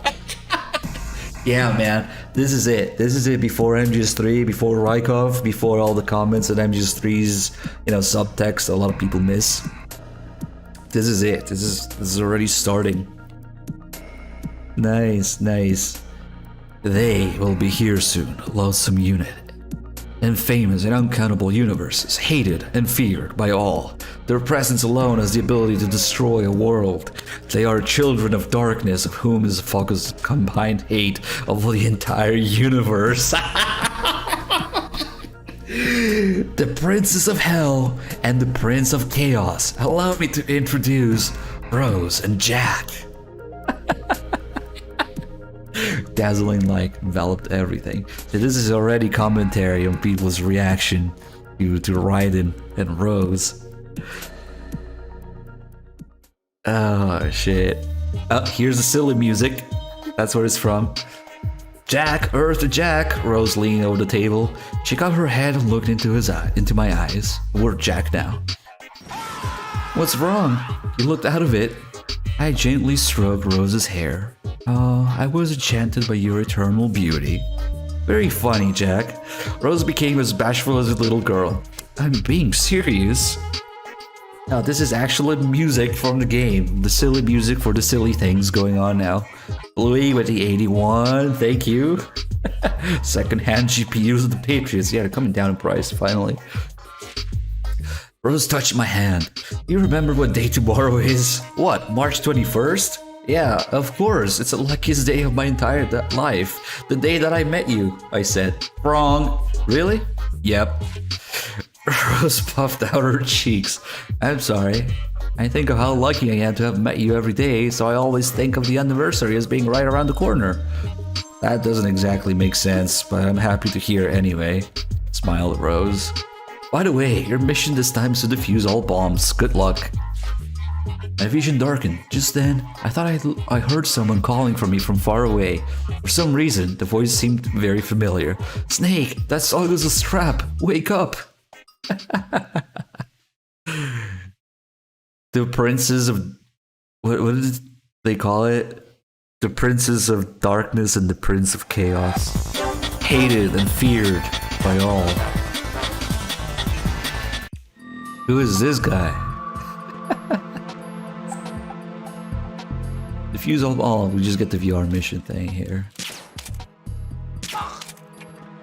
Really cute, easy peasy missions with Raiden. Not here, maybe.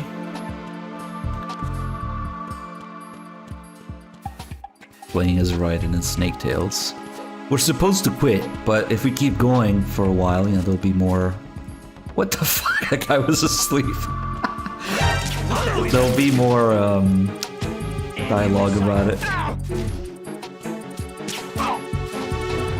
Oh god.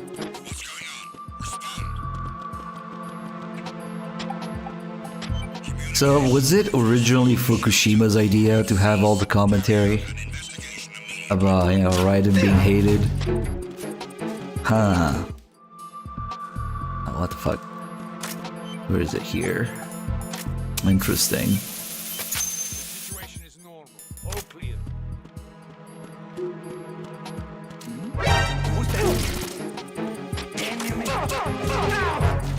And Raiden's missions are like very easy or something. Where is this one? Here? Oh, I might actually be in there in the room. Oh, hello.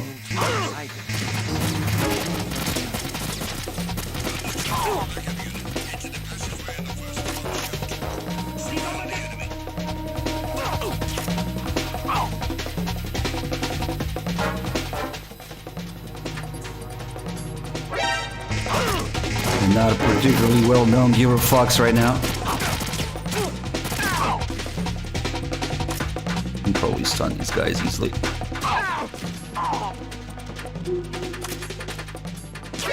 God damn it. I thought he would go down too.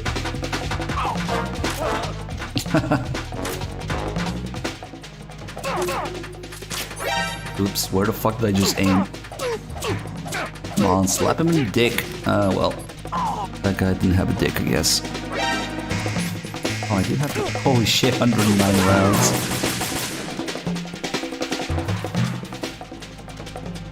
So, this freaking. Oh, it was here. I was dumb to leave.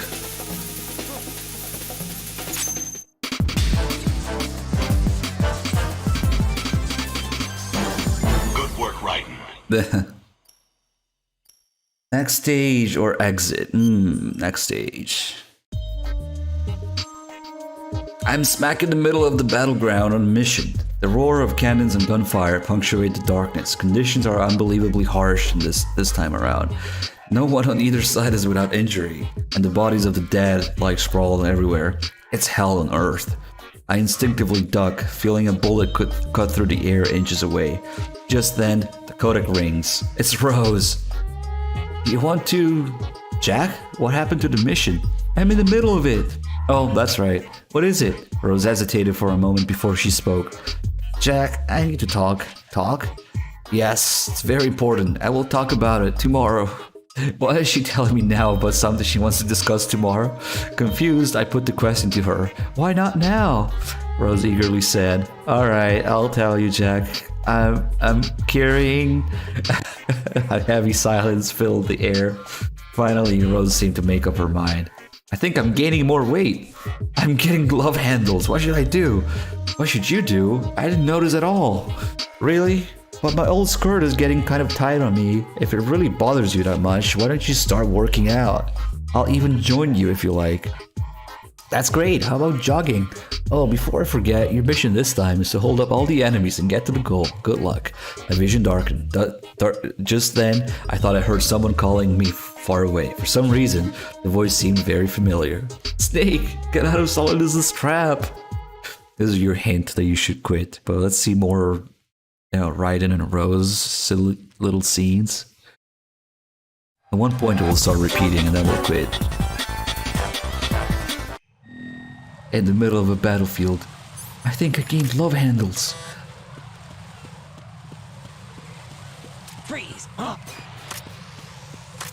Freeze! I just two, okay.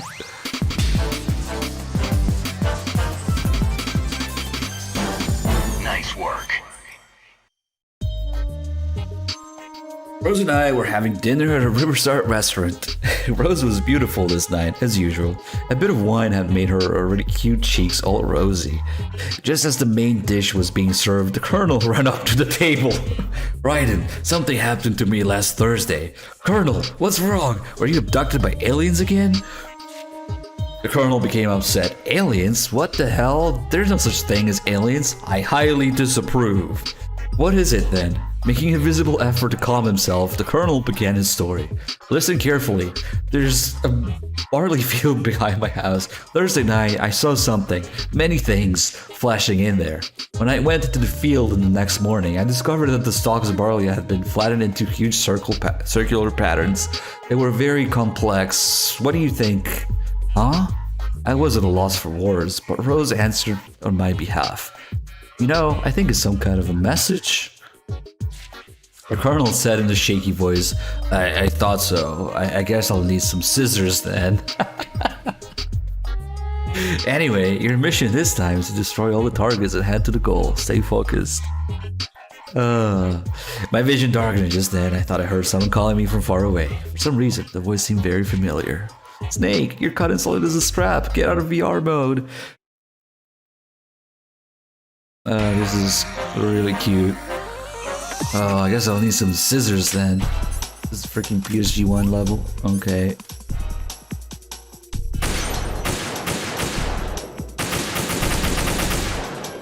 Hey. Come on.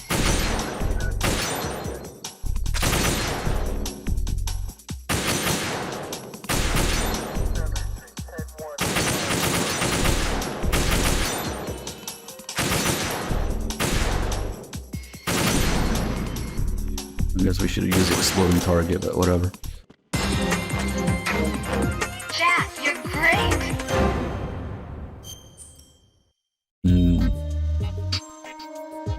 Rose and I were taking a walk in the park early one afternoon. The sunlight filtered down through the treetops. We walked to a pond and sat down on the bench. As I put my arm around Rose, somebody jumped out of the pond with a not squeal. It was Vamp. Pulling out a knife, he threw it directly at us. Protecting Rose with my body, I drew my gun and shot down the knife. I continued firing. This is why you should always conceal carry when you're out with your girlfriend, just in case Vamp totally comes out of nowhere and starts throwing knives at you. Imagine Raiden just in the park, conceal carrying.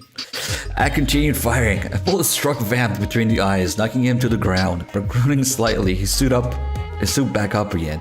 I heard Rose's trembling voice. I don't believe it. How? Licking a trickle of his blood with his long tongue, Vamp replied, I died once already. I can't die twice. Rose nodded. Well, I guess it can't be helped then.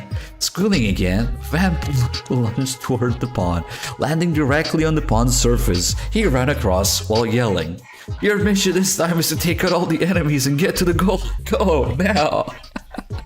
My vision dark. Just then, I thought I heard someone calling me from far away. For some reason, the voice seemed very familiar. Snake, get out of VR, turn it off, exit. Oh, they just straight up tell you. My Glock is a tool of justice.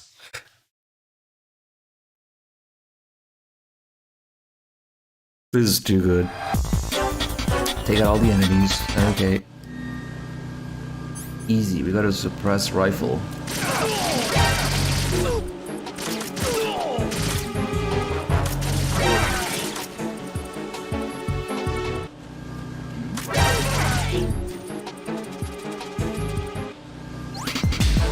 I died once already. I can't die twice. Rose nodded. You're great. Oh, fuck. Rose and I were watching a monster movie in her bedroom. Suddenly, the screen filled with static. Is it broken? When I got up from the bed, the static-filled television began to speak. Raiden, are you receiving? We're still here. The Lali Lulelo, said Rose in shock. The Lali Lulelo continued. Alright then, you wanna know who we are, don't you? I jumped from the bed in surprise. The Lalilulelo let out something approximating a laugh. As you already know, we're not what you call human. But you know what? Toilets get all kinds of stains. Dry urine, yellow stains, water stains. They need constant cleaning. Don't you agree? What are you talking about? Just then, I heard another voice from the radio in spite of it being turned off. Raiden, are you receiving? We're still here. Tatty-too-ta-toe. Jack, it's the Tatty-too-ta-toe, shrieked Rose. The Tatty-too-ta-toe said, we have some advice for you about those yellow stains. First, lay some toilet paper over the stain. Then sprinkle on the detergent. Let it sit a few minutes and then scrub hard with the paper. What the? As soon as the words left my mouth, the answering machine began to speak. Raiden, are you receiving? We're still here. Irorani no heto. Oh no, Jack, what should we do? Rose held onto my arm. I held her as she trembled. The Irodahi no heto said, make sure you pay attention to the ring inside the toilet. The urine sprays onto it. The Lalilulelo jumped in. Wear rubber gloves and use a sponge or a piece of cloth to rub dirty spots you can't reach with a brush. The Tatty-too-ta-toe continued. It wouldn't be a bad idea to use an old toothbrush. The Irodahi no heto spoke up. Don't forget to wipe the outside of the toilet on the floor either. If you leave any urine stains behind, it'll smell later. I yelled a question. What in the hell does it have to do with who you are? Nothing, Lalilulelo yelled back. I was floored. So what's your point then? The three of them answered at the same time. Our point is very simple. The Lalilulelo said.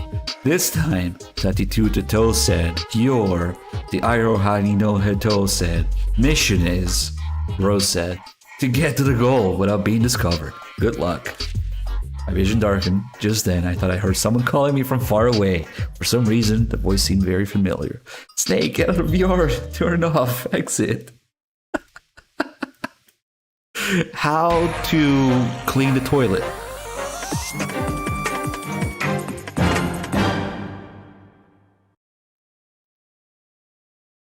Yeah, I was just wondering about that, about humans, you know?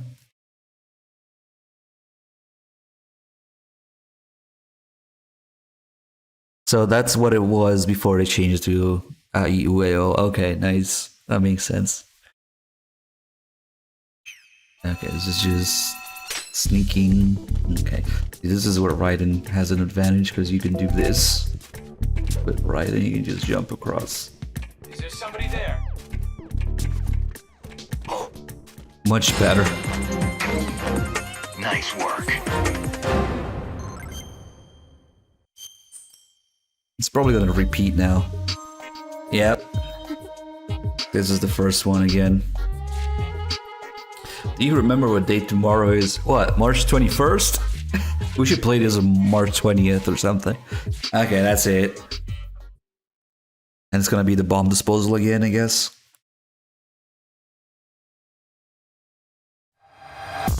Oh, but it's a different one. It's on the tanker. Does that mean that there's a limit to it? Bad humans, how many times have you repeated these? Oh, fuck. We gotta do exactly what we did earlier, Snake. Have you... I wonder if anybody's ever tried, but maybe just data mining it would do it, but... I wonder if... the loop ends at 8? Was that 8? Because I don't think we did 8. But we already got repeated dialogue, so...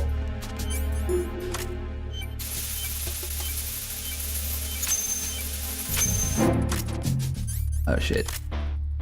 Freeze! We good? Did the bombs disappear? Let's see.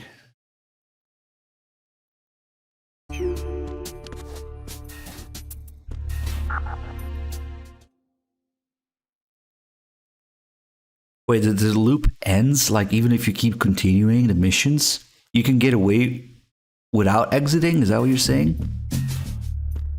Oh, it's just the missions. You have to exit at one point, right? Okay, so we just get 4 different missions, which isn't particularly interesting or anything. Because they're just VR missions. Yeah, it doesn't matter, let's just do it. Finally! It was enveloped in an overpoweringly bright light. The next moment, I was thrown into a huge space with a mysteriously lit floor surface. I could hear Otacon's voice. Snake, Snake, are you okay? I shook my head to clear a mild headache. It felt like I'd been dreaming for a long time. I have completely retaken control of the VR system from Solidus, said Otacon excitedly. That's good. So where's the singularity? I've found it. It's there. You're in the singularity. Now we can start returning the universe to normal. Just then, I felt something huge closing in from the front. Metal Gear Ray emerged from the darkness, and then a second one, then more, right after the others. Otacon screamed. It's Solidus' final attempt to stop us. I need a little more time to finish things on my end. Just hold on for a little bit. Metal Gear Ray units closed in. I squared off against them. I had to fight until Otacon finished his work. See, it makes sense. After that, we end up here in the VR arena, and that's the singularity. Nice, staying here on the floor. No cigarettes, damn it. Fighting a Ray as a snake kinda sucks, dude, because the rolling is really hard, really slow, has a really long recovery time from it. So, kind of a pain to dodge things with Snake. Ah, we're back into cool characters now. Fuck. Oh, I should have rolled, I guess. That was disappointing.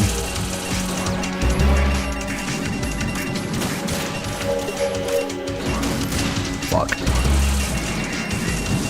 Oh, we got it.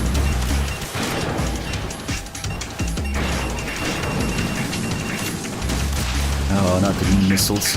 They suck. The Snake.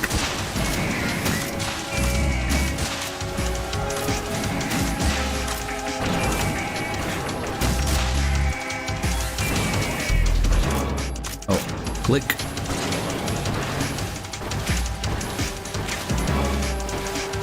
Now, I'm actually really glad because the Shagohod fight with the RPG is one of the lamest fucking fights in the series. Probably the lamest. Meanwhile, Rays are some of the craziest, most, technical, satisfying to do, and hardest boss fight. Which is not a coincidence, but let's just leave it at that. So yeah, I'm glad that we don't have the MGS3 nonsense, actually. That's really lame.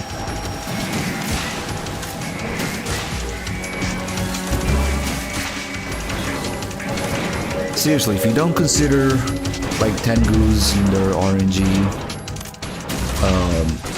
or if you don't consider Vamp's cheesy method, then Rays are the hardest boss fight in the series, probably.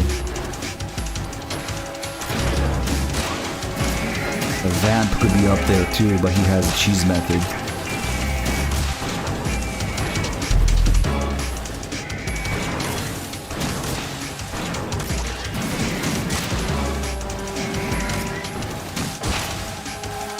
What is my opinion of Death Stranding? Meh. Kojima obviously wants to put his friends and actors in games. And that hasn't really helped us much. It's helped him.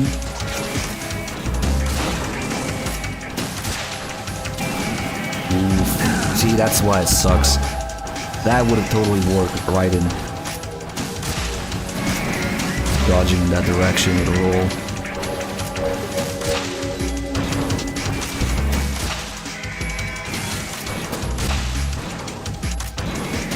Freaking Blue Point back at it with the wrong serial numbers. You can do this, of course. Oh fuck. You effectively stop moving when you roll a snake. The Raiden keeps the momentum, so it's much easier to dodge shit with it.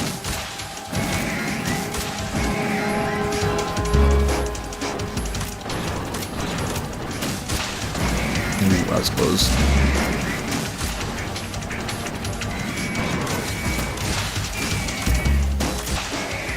That's not that many.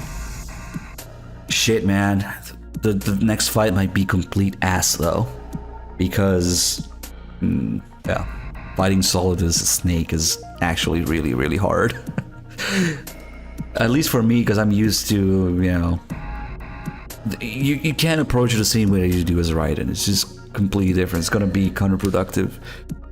When I came to, I once again found myself in what Solidus had called the gap between the parallel universes. I heard Otagon's happy voice from somewhere. Snake, we did it! Everything went perfectly on my end. Space has begun to repair itself. Exactly like it was before. I spoke to the thin air.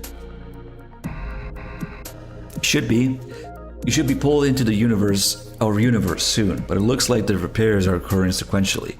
It could be some time before everything goes back to normal. Snake! Echoed Solidus' angry voice.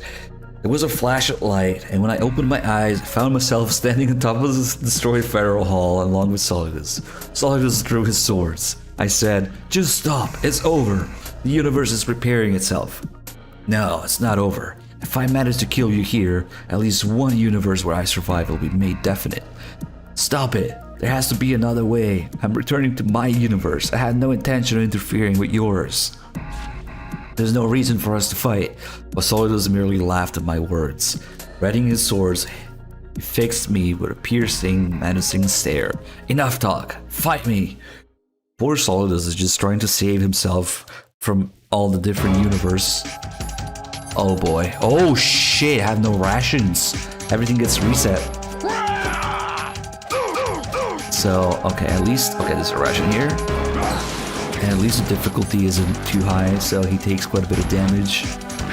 But fighting Solidus Snake is complete ass. If you catch fire, you're screwed. You can't put it out like you can with the BDO instantly as Raiden. You don't have the sword, you don't have to dodge, or, you know, the cartwheel.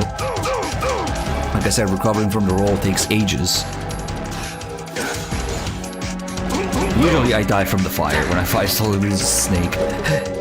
The second phase actually becomes intimidating because there's fucking fire everywhere. You can't block, you can't, you know, stab him.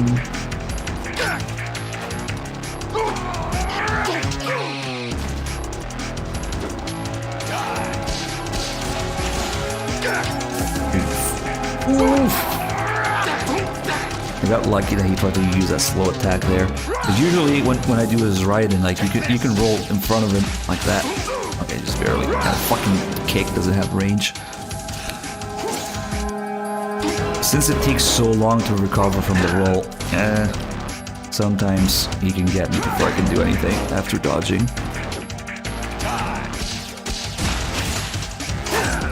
Is that the best you can do?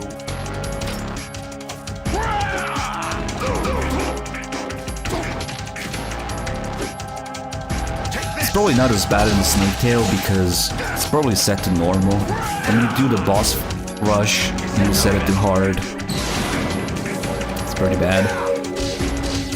And we're still in the first phase.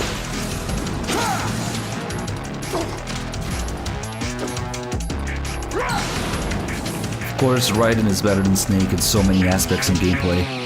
It's not even funny.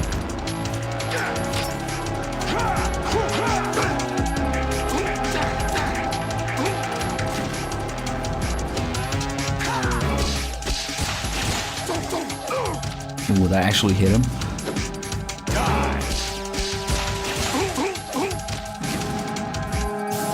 Okay, this is not too bad. Actually. Fuck.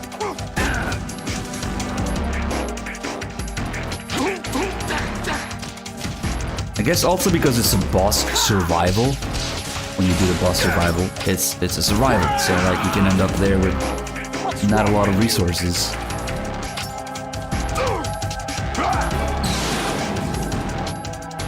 Good work, Jack. But this is where it gets interesting. Wait, no, he doesn't say that. He could have just cut off the Jack and just be like, he does have Snake, so you could easily YouTube poop it to say, good job, Snake.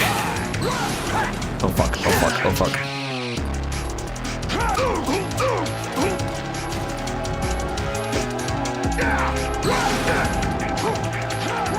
Ooh, that reach.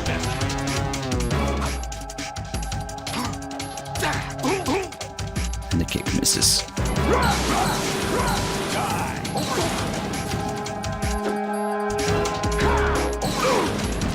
Ooh, no fire, please.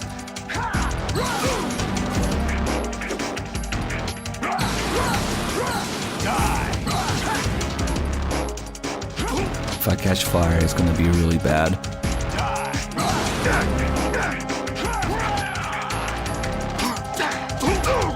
And the kick misses every time. Let's go.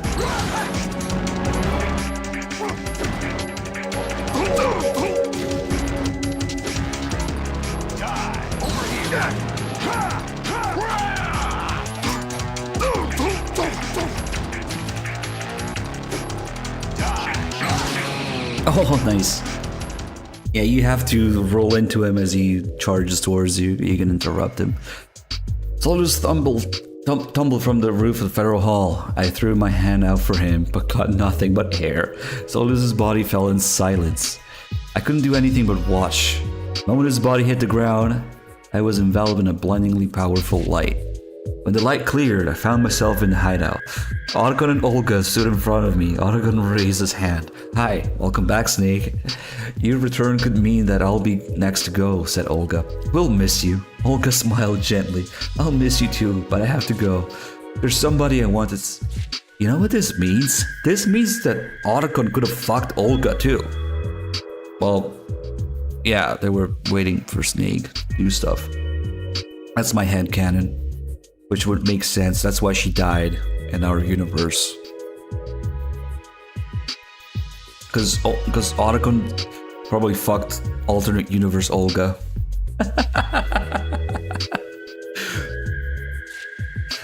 There's somebody I want to see. You're a kid? Oh shit. Olga looked at me in surprise. What? I don't have any children. Not yet. She lowered her eyes as if embarrassed and said, "My husband is waiting for me." Husband? Otacon and I exclaimed in shock. That's right, in my universe. I quickly interrupted her. No, we're probably better off not knowing. It's Otacon. It's Otacon. Olga's married to Otacon in that universe. Which means Otacon is kind of Sunny's dad, after all. Yeah, it's all starting to make sense. Olga smiled broadly. A bright light enveloped her body, and she was gone. Otacon said sadly, "She's gone." He's sad. Yeah, but now that I think of it, the snake standing in front of me seems different from the snake I know from my universe. It was just as Otacon said. In an uncountable number of parallel universes, there had to be some that were incredibly similar. We hadn't felt anything out of the ordinary, but it was possible that Otacon in front of me was a millimeter taller than the Otacon I knew. Or maybe he didn't like dogs. Perhaps his father was still alive. Fucking Huey. The memories we thought we shared might have been erased from existence, but there was no way to check for sure. As I stood engrossed in thought, Otacon extended his open palm. The snake in my universe owes me $100. Ignoring him, I said, the Otacon from my universe wouldn't be angry even if I told him I accidentally broke one of his action figure toys. Otacon's eyes widened in shock. What? Which one did you break? I let out a laugh. Soon both of us were laughing. We realized something. We might not have the same shared memories and perhaps we'd be going to a different universe shortly. But one thing was clear. We were friends. The world filled with bright light. Otacon and I shook hands. Oh shit, the world filled with bright light. So it was happening. They were getting ported to different universes. Nice. I thought it was left to vague, but no, it did happen. It's not that they just accept it, because that would kind of mimic the ending of MGS2, that you don't know what's real, and then you just accept the reality that you're in, and you make your own person in it. But it says here, the world filled with bright light, and Otacon and I shook hands, and then Snake came too, so that means they were different too, but they got ported back. When I came to, I was sitting in a chair in a hideout. I looked around the room. It was the same hideout as ever. There was no trace of the damage soldiers had caused. Had I returned just before the whole incident even happened? My path of vision crossed with Otacon, who was sitting across from me. Did we come back? Asked Otacon. Oh, maybe they went together, huh? Judging from his tone of voice, it seemed he'd been through a similar experience to mine. But there had to be an uncountable number of universes where nearly the same thing had occurred. I don't know if this Otacon had been in the same universe with me, and there was no way to check, but I didn't really care. The person sitting in front of me was Otacon. See, it's at the end you have to accept it. And it doesn't matter, you accept it. You make of it what you will. That's MGS2's ending. It's all over, said Otacon, stretching. Said something occurred to me, and I said, are you sure? What do you mean? I just wonder if it's really over yet. I told Otacon about what I couldn't get out of my head. When I faced Solidus at the end, I really hadn't wanted to fight him. But I did fight him, and I killed him. It was as if I hadn't been in control of my own body. Solidus said Copplethorne engine and the VR system interfere with the parallel universes. But what if he was wrong? What if there was another device that allowed one to externally observe and interfere with a parallel universe? Something like a PlayStation 3. You're thinking too much, Otacon said, laughing it off. And anyway, he leaned towards me. Did you say you broke one of my action figures? Oh, I guess it was that then. No, I was just... Suddenly the door opened, and in walked Mei Ling. She looked like nothing happened to her at all. Hey, check this out. Mei Ling threw us a tabloid she'd brought with her. A monster big shell as fucking Ginola now. What if there was another universe with another device? About to slide back into the endless arms race of that last century. We are the external Not afford to gazers, play that Russian roulette again. It is yours to guard. interfering with the universes. This relates to the VR theory, and I'm just still being VR, referring to the games as VR. It's not that there's a headset. You're using the console.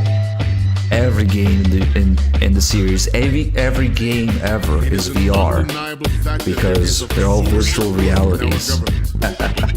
Insofar that they're a piece of software. That's what a lot of people don't seem to get. This is the best Snake Tale and has the greatest commentary on it. When people ask, is MGS2 VR? Of course it is. It's a piece of software. People just completely shut off the real life universe and just think in terms of the game reality, game universe, and game events in that universe. And that's wrong, because MGS2 constantly permeates between real life and the game universe, being itself a commentary on the fact that it's a piece of software in our universe. So ultimately, when people ask, is MGS2 VR? Yes. It's a piece of software. That's why when it refers to as, I'm just one, as Raiden's VR training, or VR missions as VR training, or the tanker even as VR training. Yeah, because they're all software games that we play.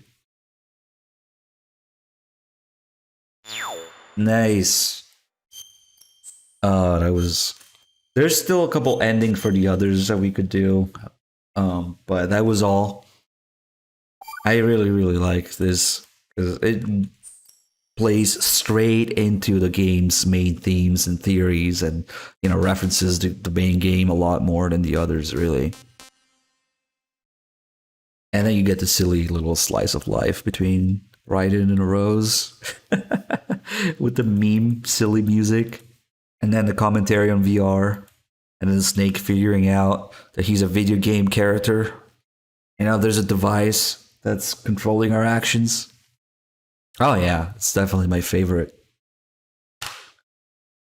Like, I even reference it when I talk about the whole VR thing when you start as Raiden, in the main game.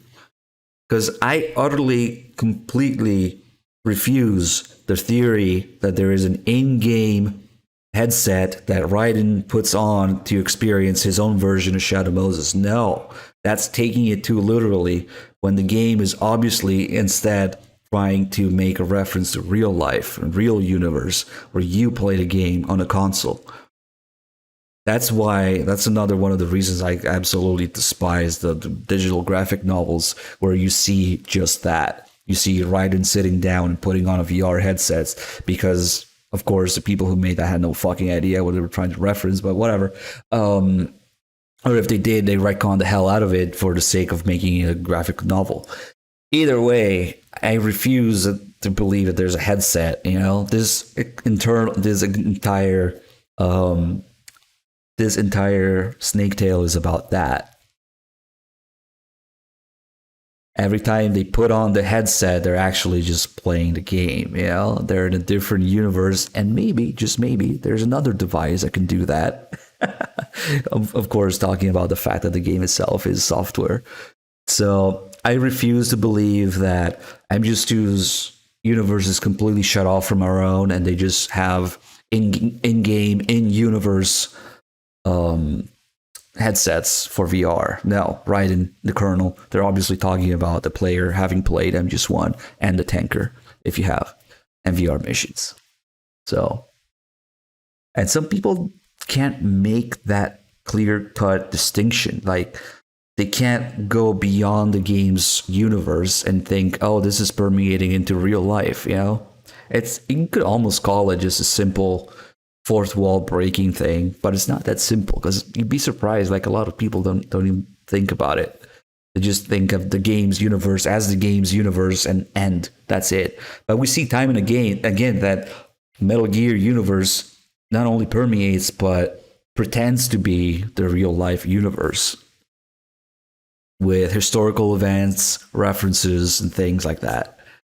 So they're one and the same, and we just have a device to experience VR, you know? That's my take on it. It's a little maybe more extreme than some others, but that's the beautiful thing about MGS2, you know?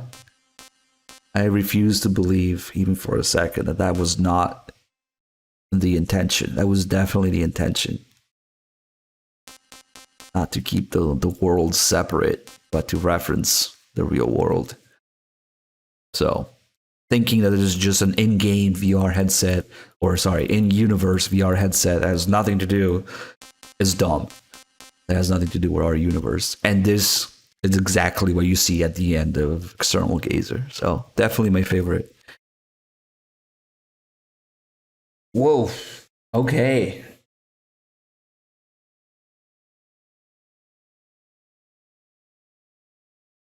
Oh, man. Dog is just ending MGS1. 8 hours? I guess it's been fumbling around a little bit. I thought it would take him 6 hours, or 5.5 even. Or maybe he was doing extras, who knows. So, I was gonna host him, but, yeah. Hey, May, you wanna stream?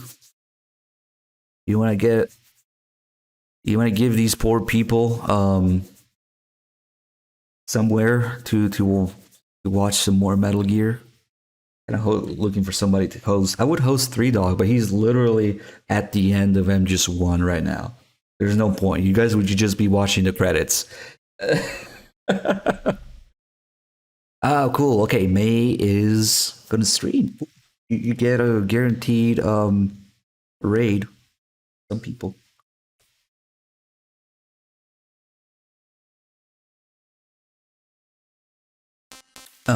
Let's do a boss survival. Why not? Or, well, we can't do skateboarding because this is, you know, the superior HD edition without it. But we can do boss survival.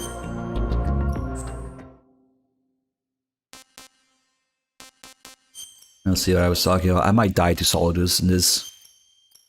Snake is harder, and then hard difficulty, and then it's a survival. There's a very real chance I'll die to Solidus in this.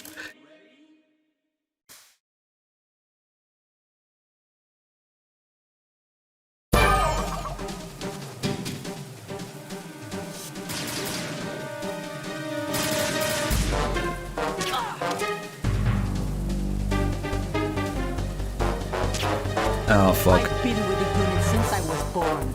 I grew up on the battlefield. Conflict and victory were my Well, it parents. doesn't really matter if you do non-lethal, I guess.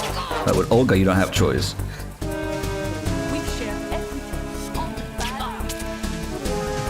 Come on. I have no one. Nothing except the unit. Nothing else. Ready?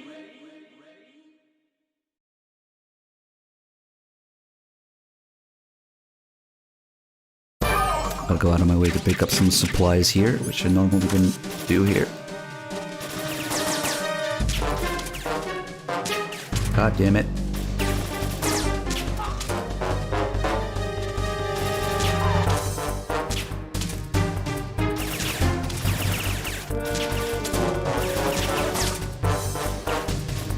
Ah, fuck.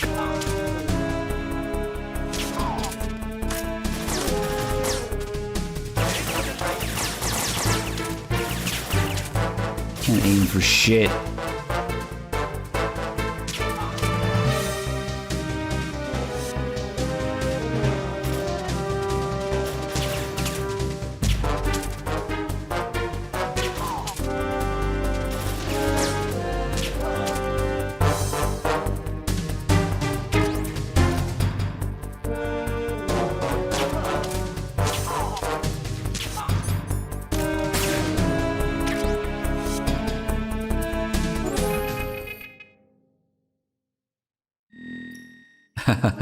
Why doesn't it include fortune? Oh man, doing fortune and snake without a box? That would suck actually.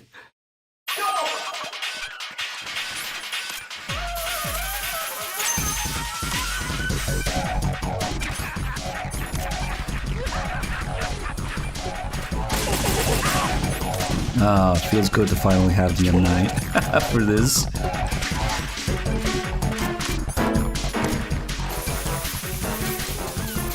Nutsack! Go to 6 months. Sorry, nutsack. I'm sure that's just an unfortunate coincidence. Thank you. Fuck, I keep missing double shots.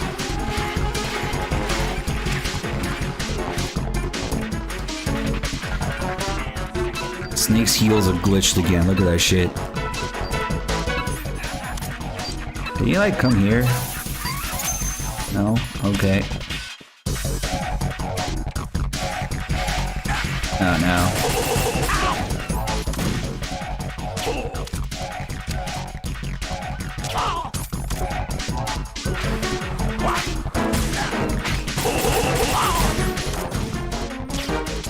Ah.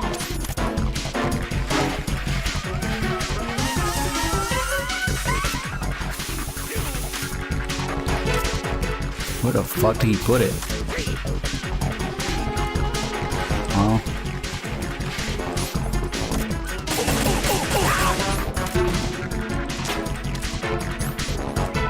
It's starting to get a little crowded here with bombs.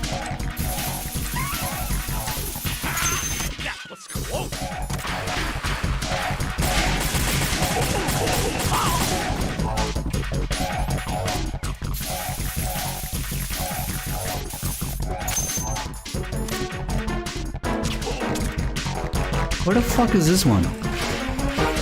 Oh, it's just on that side.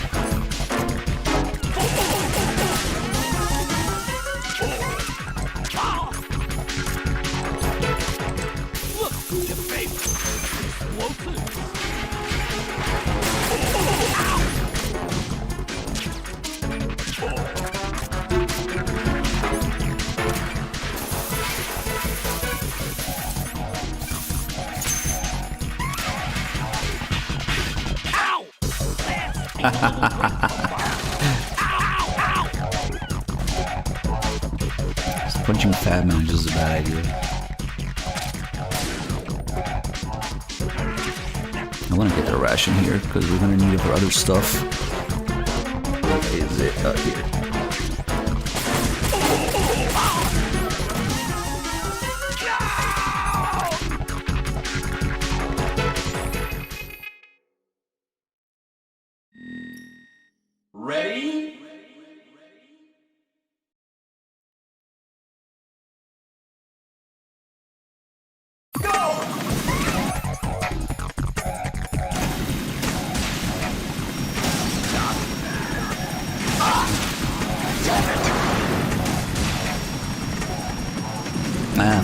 just missed that one.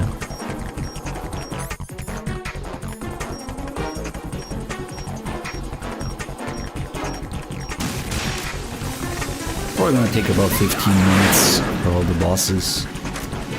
Which is actually not a lot when you think about it.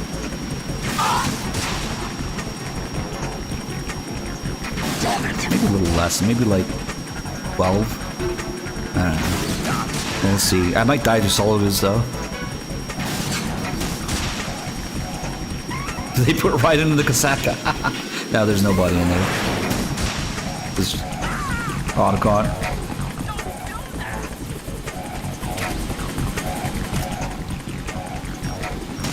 Oh, I just wasted a bunch of time to shoot Otacon. Oh well.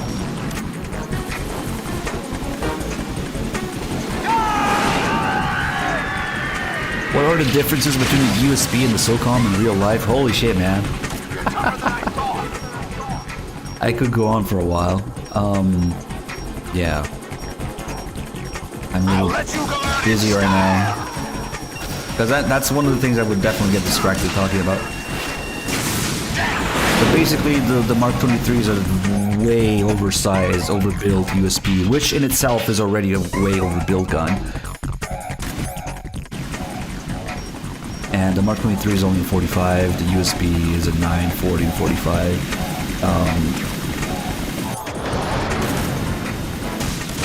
The biggest difference as far as functionality is that the Mark 23 has a separate decocker from the safety, but the USB has a safety decocker in one control. And then of course the size. It depends on type of USB you get, the barrel length, the threaded barrel, the finish, the markings.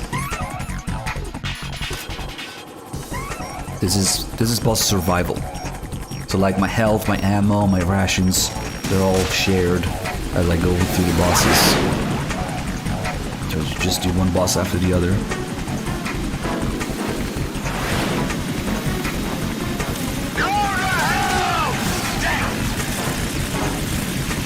And then there's so many different kinds of USB that some of them have some features from the Mark 23, some don't. As far as the game, obviously the Snake's USB is a 9mm, but the game doesn't care about that. You just get 3 more rounds, and that's it.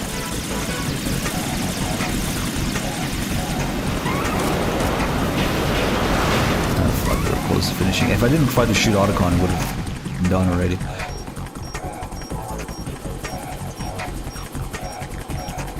I'll let you go out in style. Oh, and of course, price. The Mark 23 is almost exactly double the price of a USB. Yeah, we're gonna finish these bosses, and then we'll host Melee.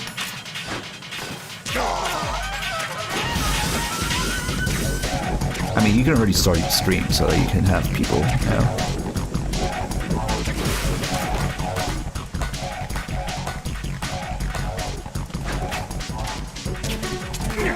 Nah, fuck it.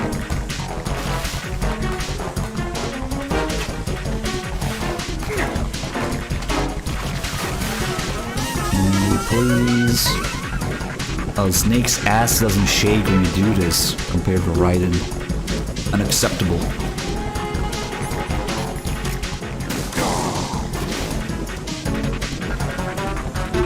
Yeah, Snake's ass is flat compared to Raiden's here, which is weird because it usually should be the opposite.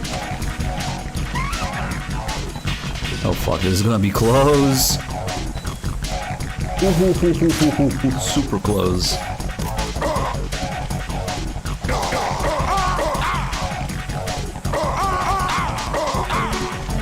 I guess I should mention another difference is the rail and the lamb, of course.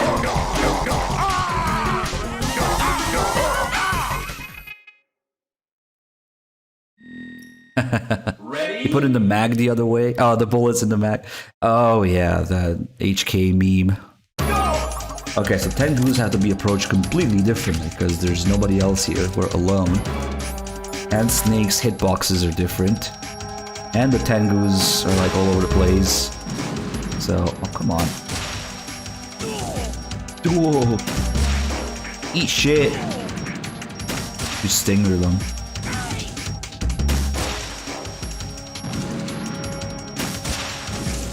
Okay, and then. Oh, fuck. Their AI doesn't activate until you get closer, so we can cheese it by being back here.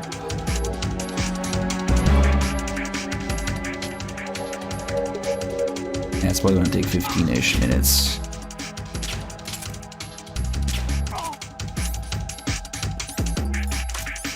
These 4 rations, I'm probably gonna cut through most of these.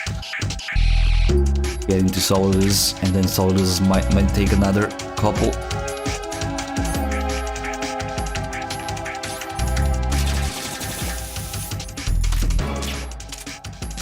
God damn it. Shoot him in the dick.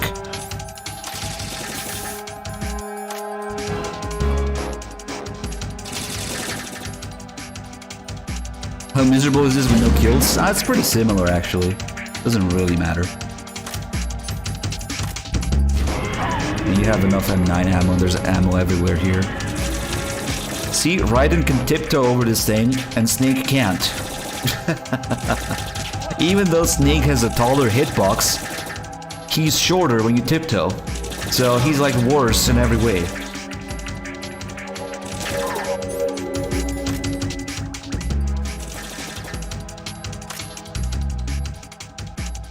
Yo, it's Casey3 Dogs with the 93 months. Thank you.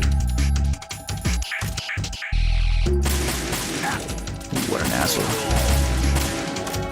Thing I had to learn the hard way is that Snake's hitbox and the save zones here are completely different. So instead of going where we always go here, which kind of maybe they want you to because there's a ration. So that makes sense.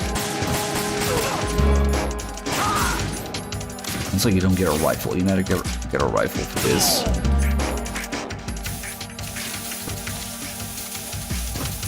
This spot is really useful in this, but not usually in the game. I mean.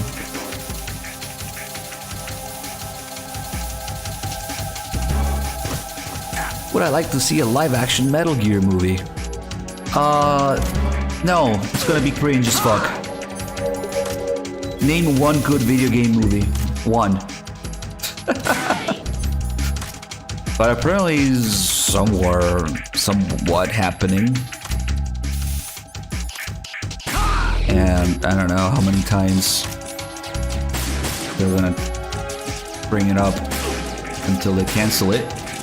But nice. Dog raid. I was literally about to raid Dog, but you know, I saw that he was about to end and I didn't raid him.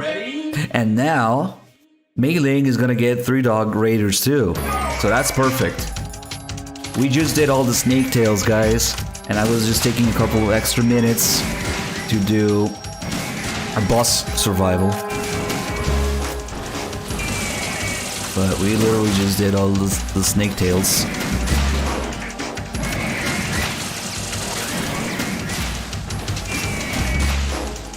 Five rations, dude? I don't think I'm gonna go through 5 rations for Solidus. Come on.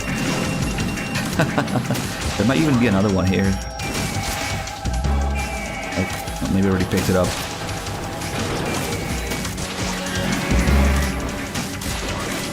Oh, come on. Damn it. But that's another thing Raiden's cartwheel can do that Snake can't. Because you're effectively jumping off the ground, right? So you can dodge that machine gun fire that way.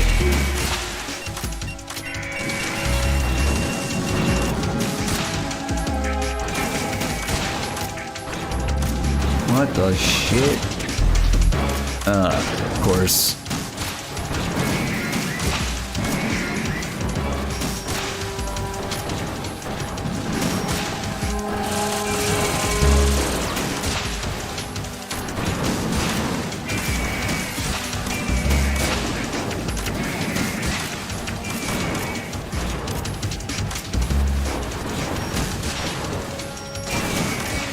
little fuck was trying to use the water cutter again.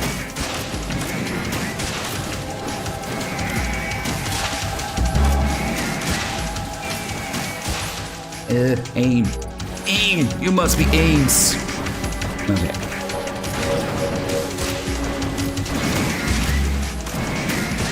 Oh, the guy's dead already.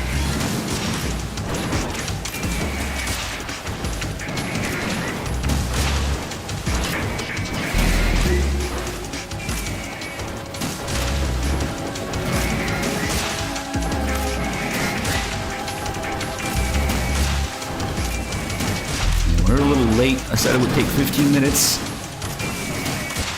Let's do 20.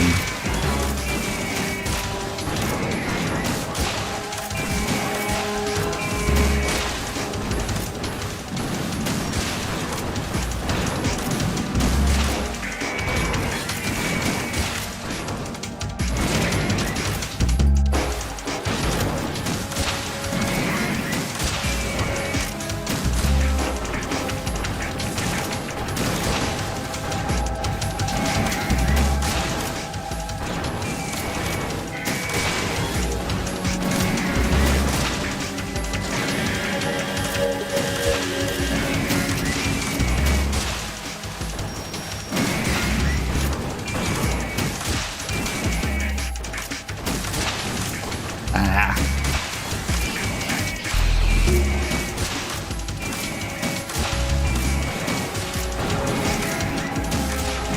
Ooh, close. You can sting yourself in the face if they're too close like that with their arms. Ooh, bad. Bad position.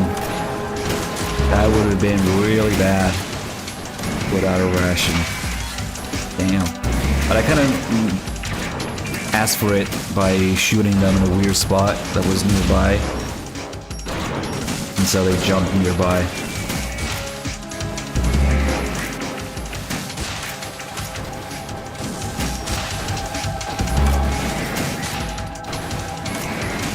Oh, you're dead already. Soldiers is a lot harder. Not just because of the sword, but because of Snake's roll, Snake's kick. You don't have the BDU. And yes, of course, you don't have the sword. But you don't have the cartwheel, you don't have the BDU, you don't have the block, you don't have the same range, slapping and kicking. So it's a lot different.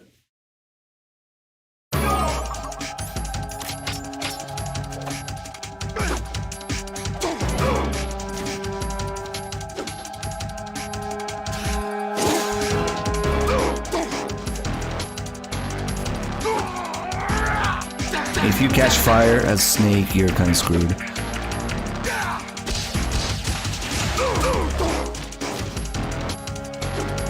Let's go.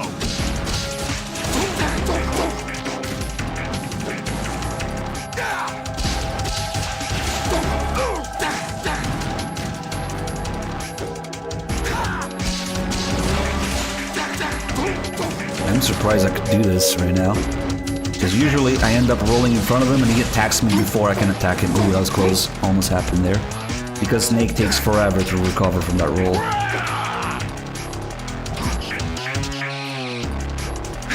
Okay. You had enough of my shit. Oh, fuck. Ah, shit. You have no choice but just take the damage in the face when you catch fire.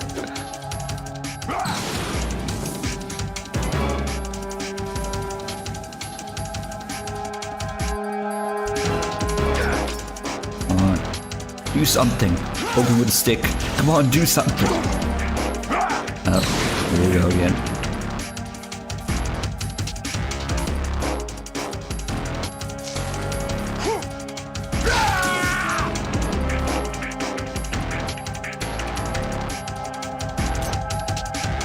There's gonna be fucking fire everywhere.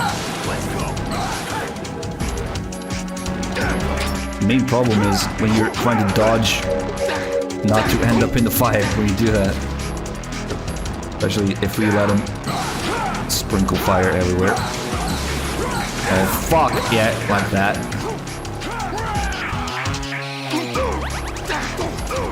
And fuck for the rations. Because we're just, you know, this is fine. The alternative is to do this and get him before he can really put fire everywhere, but it's slow. Like, it only does, and it still did enough. That little fire was enough to fuck me over.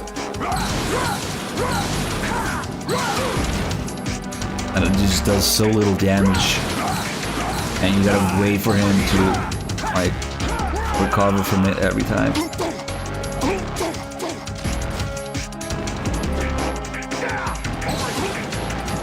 I guess it's the safest way to do it, though.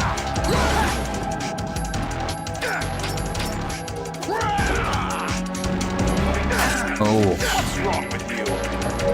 It didn't take an hour to recover from the roll, you know? Oh shit, that was close.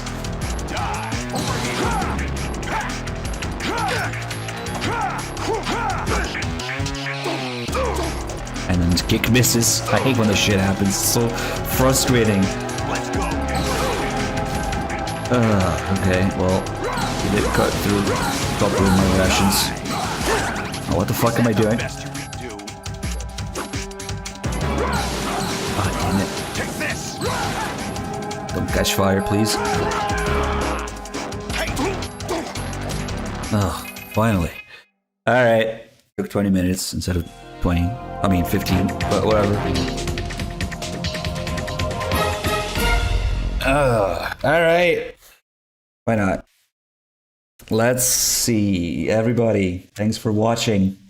If you were here for the Snake Tales, you know, go watch the VOD or whatever. It was a lot of fun. I haven't done it in a while because it's a lot of reading. It's hard on my voice, on my breath, on my lungs, and some people's attention span, to be completely fair.